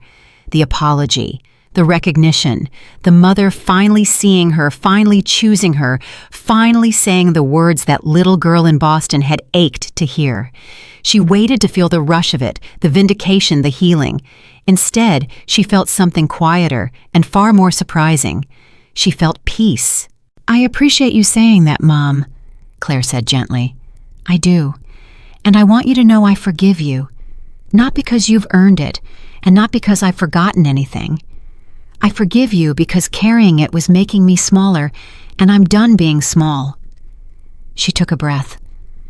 "But forgiveness isn't the same as going back. I've built a life now, a good one, a real one, and there isn't room in it for people who only see my worth when it's useful to them. Claire." "I'm not angry anymore," Claire continued, and she was a little amazed to find it was true. "That's the gift in all of this. For 22 years, I was angry and hurt and desperate for you to love me right. And somewhere in the last few months, I let it go. Not because you changed, because I did." Her voice was warm, but unshakable. "If you want to build something new, something honest, I'm open to that. Slowly, carefully. But I'm never going to be the daughter who disappears so everyone else can be comfortable. That girl is gone, Mom, and I'm not bringing her back for anyone." There was a long silence on the line, and then quietly her mother said, "You sound like someone I don't recognize." "I know," Claire said. "Isn't it wonderful?" She hung up, not in anger, but in something like grace. And when she set the phone down, Alexander was watching her from across the room, and the pride in his face was worth more than any apology her mother could ever offer. "You did that beautifully," he said. "I had a good teacher." She crossed to him. "Someone once told me quiet people notice things, and loud people are afraid of them. I noticed something today." "What's that?" "That I don't need her to be sorry anymore. I spent my whole life waiting for that apology, thinking it would fix me. And when it finally came, I realized I'd already fixed myself. It didn't even matter." Claire smiled. "That's freedom, isn't it? When the thing you spent your whole life needing finally arrives, and you discover you don't need it anymore." Alexander pulled her close. "That's exactly what it is." The life they built together over the following year was nothing like what anyone had predicted. When word first spread that Claire Bennett and Alexander Whitmore were together, the whispers were exactly what you'd expect. People said she was after his money, his power, his protection. They said a girl like her, plain and forgettable, had gotten lucky, had trapped a wealthy older man, had married up in the most calculated way. They said all the ugly small things that small people always say when they can't imagine a love they've never felt themselves. Claire let them talk, because she knew the truth, and so did Alexander, and the opinions of people who'd never sat with her in a hallway or a library or a warehouse simply didn't reach her anymore. But she also did something else, something that slowly silenced every rumor. She built a life so undeniably her own that no one could pretend she was living off anyone. She finished her degree at the top of her class, and then instead of coasting on the Whitmore name, she started her own venture, a firm that used everything Alexander had taught her about reading people and understanding power, but turned it towards something good. She helped organizations root out corruption. She helped people who'd been silenced find ways to be heard.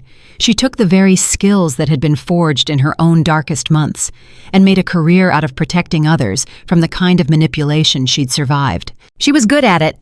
Better than good. Within a year, people who'd once dismissed her as the plain Bennett girl were seeking her out, deferring to her, respecting her. The woman everyone had overlooked had become someone whose opinion carried weight in rooms full of powerful people. "You know what the funniest part is," she told Alexander one evening. "All those years, my family treated me like I was nothing, like I had no talents, no value, nothing to offer. And it turns out the thing I was best at, the thing that makes me good at what I do now, is the exact thing they punished me for. Watching, noticing, being quiet enough to see what everyone else missed." She laughed. "They spent my whole childhood trying to fix the very thing that turned out to be my greatest strength." "They didn't know what they had," Alexander said. "That's their tragedy, not yours. You were a treasure they were too blind to see, and someone else got to discover you instead." He smiled. "Their loss. Emphatically their loss." Alexander, too, was transformed. For 40 years, he'd lived in the shadows, feared and misunderstood, doing good in secret and expecting nothing. Now, with the truth finally known, he stepped into a role he'd never allowed himself to imagine. He became a builder. He took the vast resources of the Whitmore Empire resources he'd spent his life using as a weapon against criminals and turned them toward healing the very communities that his family's dark reputation had once shadowed. He funded schools. He rebuilt neighborhoods that decades of organized crime had hollowed out. He created programs for young people who reminded him of who he'd been, lost boys and girls on the edge of choosing darkness, and he gave them another path. The man once whispered about as a monster became known genuinely and widely as one of the most generous men in the state. But Claire knew the truth behind the philanthropy, the thing the newspapers and the admirers never quite understood. "You're still doing it," she told him one night, "still protecting people. You just don't have to hide it anymore." "You see too much," he said fondly. "You made me this way." She curled against him. "But I'm right, aren't I? For 40 years you protected people in the shadows because you had to. Now you get to do it in the light. It's the same heart, it always was. The only thing that changed is that people finally get to see it." Alexander was quiet for a moment. "You know what the strangest thing is? I spent decades believing that the mask was the price I paid to do good, that I had to be feared and hated in order to protect people, that the loneliness was simply the cost." He looked at her. "And then I found out I was wrong. I could have been loved and done good at the same time. I just never let myself believe it was possible. I gave up 40 years of connection for a sacrifice that it turns out I didn't have to make in isolation." A shadow crossed his face. "That's the one regret I can't quite shake. All those years alone, all that loneliness I thought was necessary." Claire took his face in her hands the way she had that night in the library. "Then don't waste another minute of what's left," she said. "You can't get those 40 years back. Nobody can give them to you. But you have now. You have me. You have every year still in front of you, and I refuse to let you spend a single one of them mourning the loneliness you already survived." Her voice softened. "You made it through Alexander. You made it to the other side. Most people who carry what you carried don't. So let's not spend the rest of our lives grieving the price. Let's spend it enjoying what you bought with it." He looked at her, and something in him finally fully let go. "When did you get so wise?" he murmured. "I had 40 years of your wisdom crammed into a few months," she said. "I'm a fast learner." When Alexander proposed, it was not the grand spectacle everyone expected from a man of his wealth and status. There were no crowds, no cameras, no orchestrated display.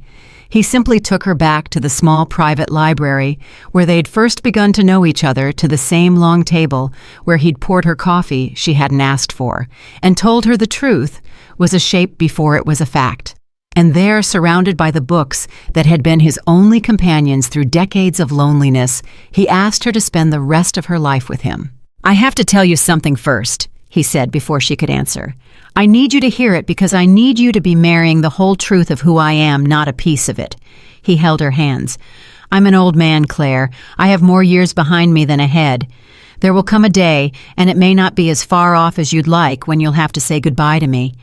And I've asked myself over and over whether it's fair to bind you to that, whether I'm being selfish, taking your young life and tying it to my old one, knowing I can't give you the decades you deserve." Claire's eyes filled, but she didn't look away. "And what did you decide?" she asked. "I decided to let you choose," he said. "The way you chose to send me that message from the hallway, the way you chose to walk into that library, the way you chose to stay again and again when any sensible person would have run."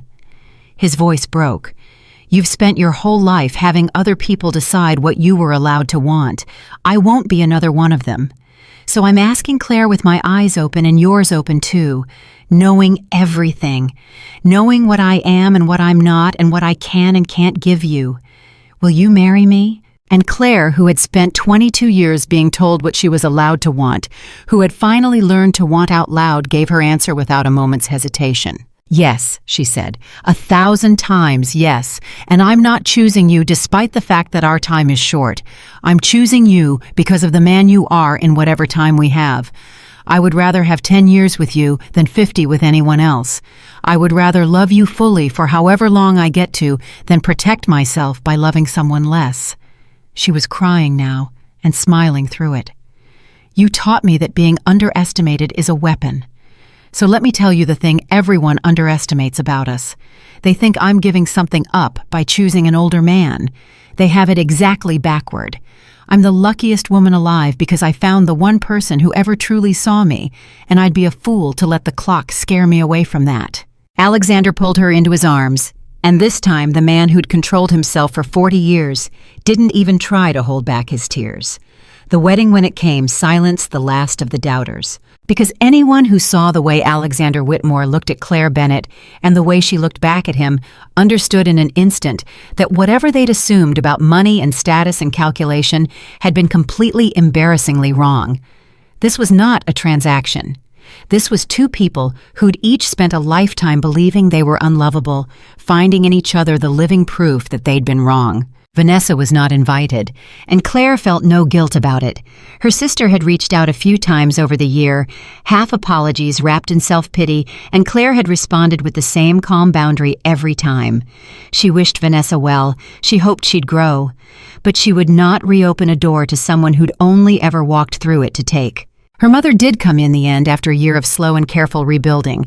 She came quietly, humbly, and she sat in the back, and when she saw the way her overlooked daughter had become the center of a room full of powerful people who respected and admired her, something in her face finally cracked open into genuine understanding.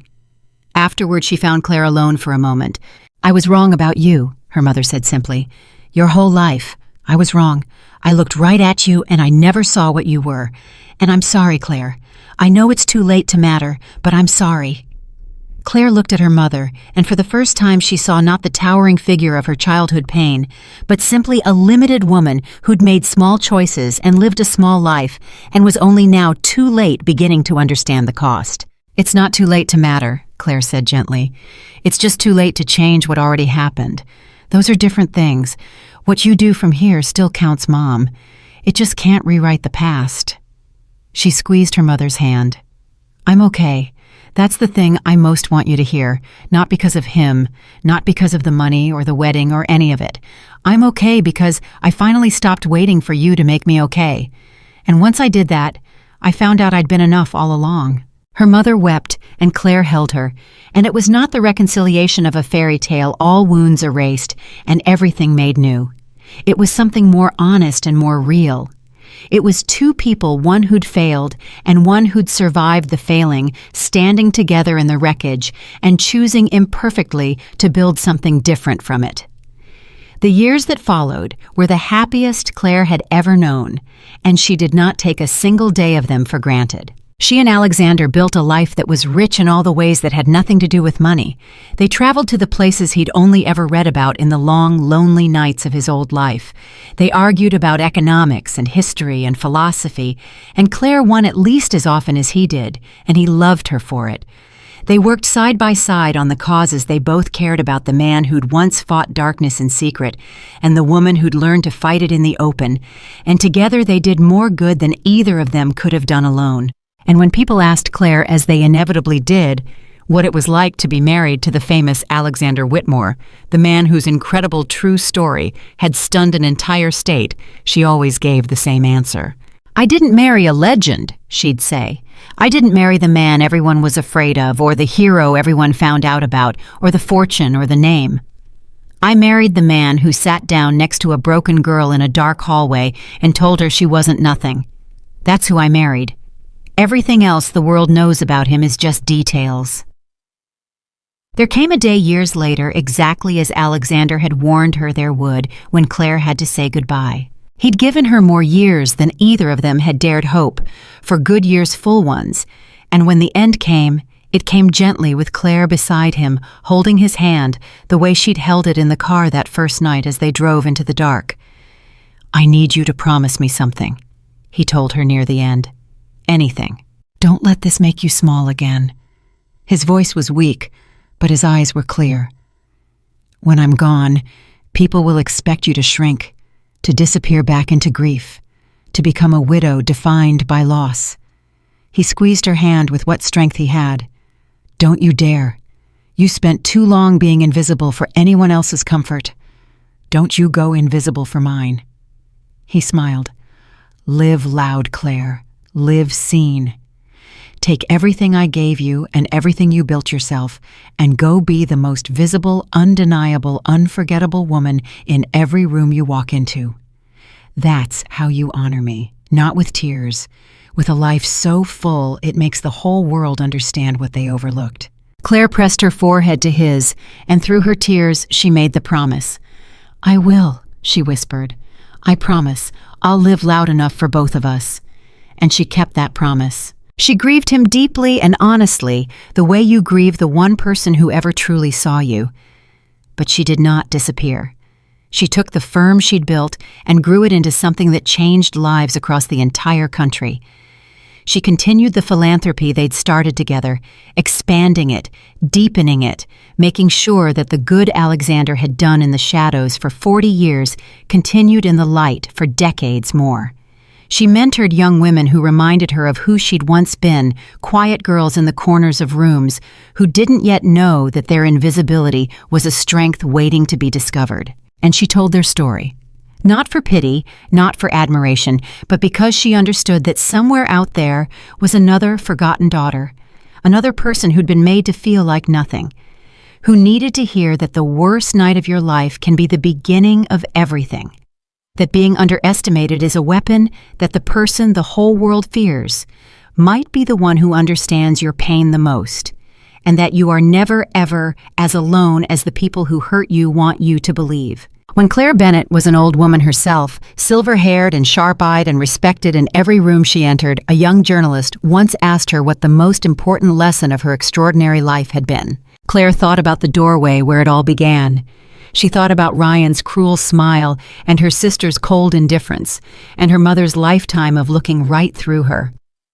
She thought about a dark hallway and a book of matches pressed into her hand and the low, steady voice of a man everyone feared telling her she wasn't nothing. She thought about a library and a warehouse and 40 years of hidden sacrifice and a love that had come to her decades late and been worth every second of the wait. And she gave the young journalist an answer she'd carry for the rest of her days. "A person's reputation is written by other people," Claire said. "Your family writes part of it. Your enemies write part of it. Strangers who've never met you write part of it. And for most of my life, I let all of them decide who I was. I let them tell me I was invisible, forgettable, worthless. I believed the story they wrote about me." She paused. "But your reputation is not your character. Your reputation is what people say about you when they're looking. Your character is what you actually are when no one is. And the truest measure of any person, the only measure that ever really counts, is the choices they make when nobody is watching to praise them for it." She smiled then, the smile of a woman who had lived fully and loved deeply and regretted nothing. "I learned that from a man the whole world called a monster," she said. "A man who spent 40 years doing good in the dark, expecting no reward, wearing a reputation he didn't deserve so that other people could be safe. The world was wrong about him for 40 years. And then it found out the truth. And so did I." Her eyes shone. "I married the man everyone feared. And he turned out to be the finest, kindest, bravest soul I ever knew. That's not a tragedy. That's the whole point. The people the world overlooks and the people the world fears are so often the ones carrying the most love, the most strength, and the most goodness of all. You just have to be brave enough to look past the story and see the person underneath." Claire Bennett had walked into that mansion, a forgotten daughter, invisible and broken, certain she was nothing. She walked out of her long life a woman who had been truly seen, truly loved, and truly known, who had turned every wound into strength and every betrayal into freedom, who had chosen herself when no one else would and been rewarded with a love greater than she'd ever dared imagine. The world had underestimated her. The world had been wrong. And in the end, that was the truth of her whole remarkable life. The truth she'd earned in blood and tears, and 40 years of another man's sacrifice, the truth she left behind for every overlooked soul who would ever need to hear it. You are not what they said you were. You were never as alone as they made you feel. and the day someone tries to break you may turn out to be the very day you finally become unbreakable. Long after the young journalist had gone, Claire sat alone with her thoughts, and she found herself turning over a question that had followed her all her life. What is love really? Not the word people throw around so easily, but the thing itself. She had spent her whole life searching for it in the wrong places, and finding it at last in the one place no one would ever have thought to look. And now, near the end of her own long road, she believed she finally understood something true about it. So she wrote it down in the hope that someone who needed it might one day read it. The first thing she had learned was that love is not the same as being wanted. For most of her life, Claire had confused the two. She had thought that if someone desired her, chose her, kept her around, that must be love. Ryan had wanted her in his way, wanted her presence, wanted her usefulness, wanted the thing he could get from her. And she had mistaken that wanting for love because she had been so starved that any attention felt like a feast. But wanting takes. Love gives. Ryan had wanted her the way a man wants a possession, and when she stopped being useful, the wanting turned to cruelty overnight. That was the first hard truth. If a love disappears the moment you stop being convenient, it was never love.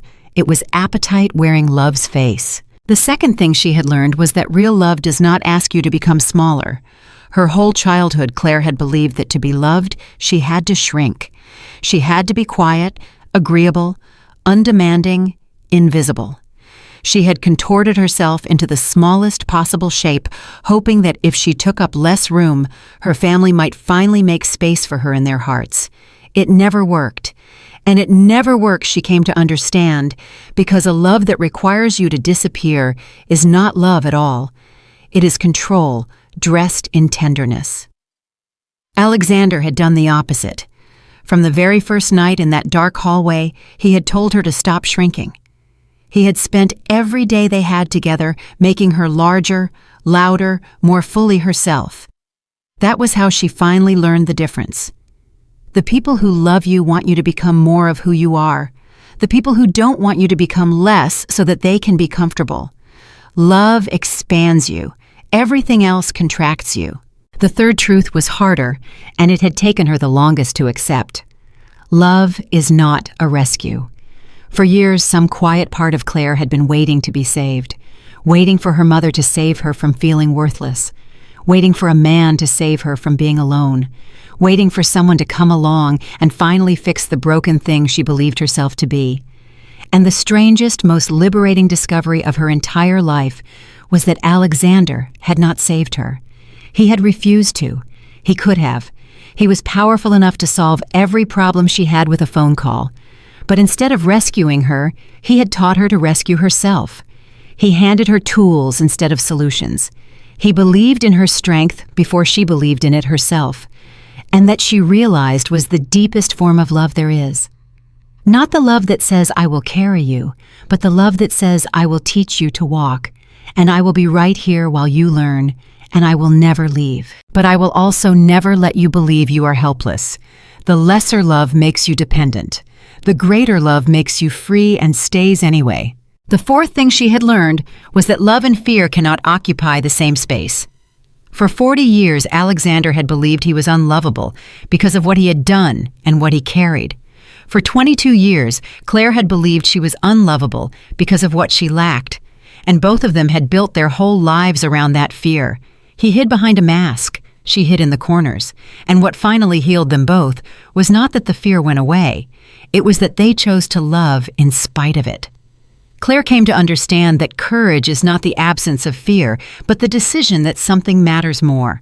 Alexander had been terrified to be seen, and he let himself be seen anyway for her. She had been terrified to want out loud, and she wanted anyway for him. Love does not wait until you are no longer afraid. Love is the very thing you do while you are still afraid.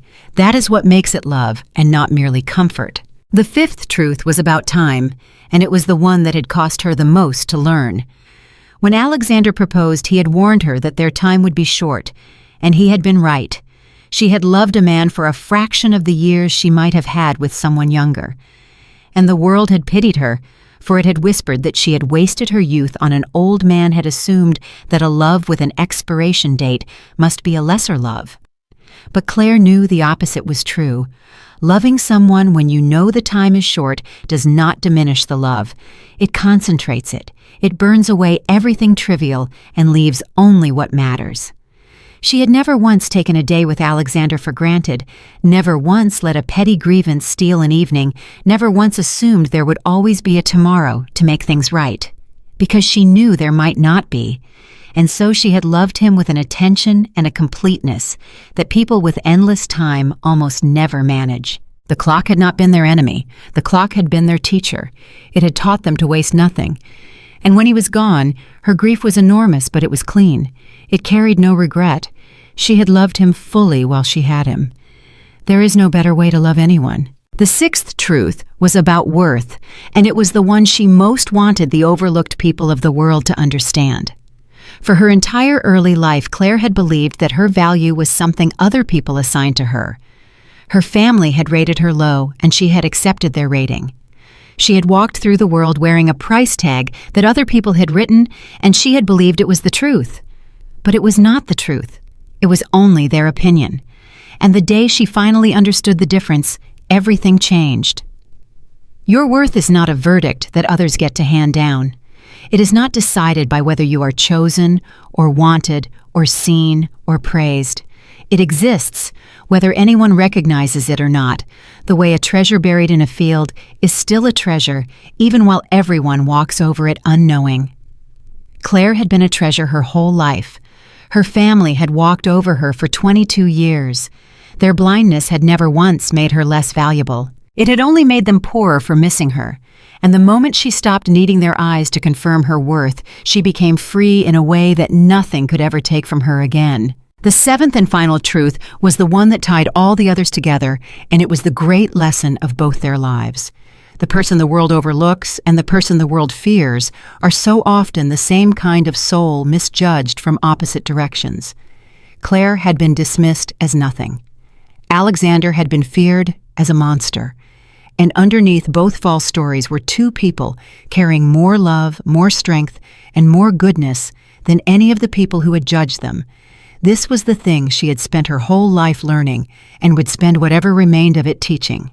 That reputation is a story written by people who are not paying attention. That the loudest voices are almost never the wisest. That the quiet one in the corner and the frightening one in the shadows may both be hiding depths that the confident, comfortable judging crowd will never possess.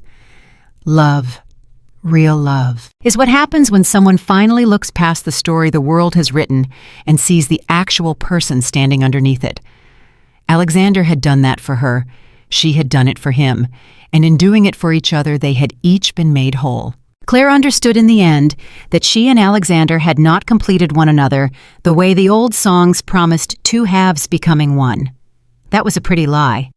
They had come to each other already whole, two complete people who had spent their lives being told they were broken, and what they had given each other was not the missing piece, but the mirror, the chance to finally see themselves clearly and know that they had been enough all along. That was the truest thing she knew about love. It does not complete you. It reveals you. It does not fill an emptiness. It shows you that the emptiness was a lie someone told you and that you were always full and only ever needed one person brave enough to look and say so. She thought of the doorway where it had all begun the night she believed her life was ending. She thought of the hallway and the low, steady voice telling a broken girl she wasn't nothing. She thought of every year since the library, the warehouse, the wedding, the long good life, the gentle goodbye. And she understood that the whole arc of it, every bit of pain and every bit of joy had been teaching her one single thing. That love is not something you earn by being good enough or pretty enough or useful enough or small enough. Love is not a prize handed to the deserving. Love is what two people build when they stop performing and start being seen. It is the courage to look at another human being in all their damage and all their fear and say, I see the whole of you and I choose you anyway. And it is the even greater courage to let yourself be looked at that way in return. Claire Bennett had spent the first 22 years of her life believing she was invisible. She spent all the years after learning that she had simply been waiting for the one person with eyes clear enough to see her, and that once she found him, she would never be invisible again, and that the seeing had been worth every second of the waiting. And that she knew now with the certainty of a woman who had lived it all the way to the end is the only truth about love that ever really matters.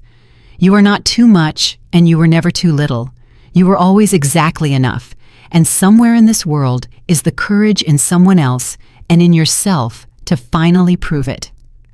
Claire had found that courage, she had lived that love, and she left this final truth behind for everyone the world had ever overlooked the day they make you feel like nothing is not the end of your story.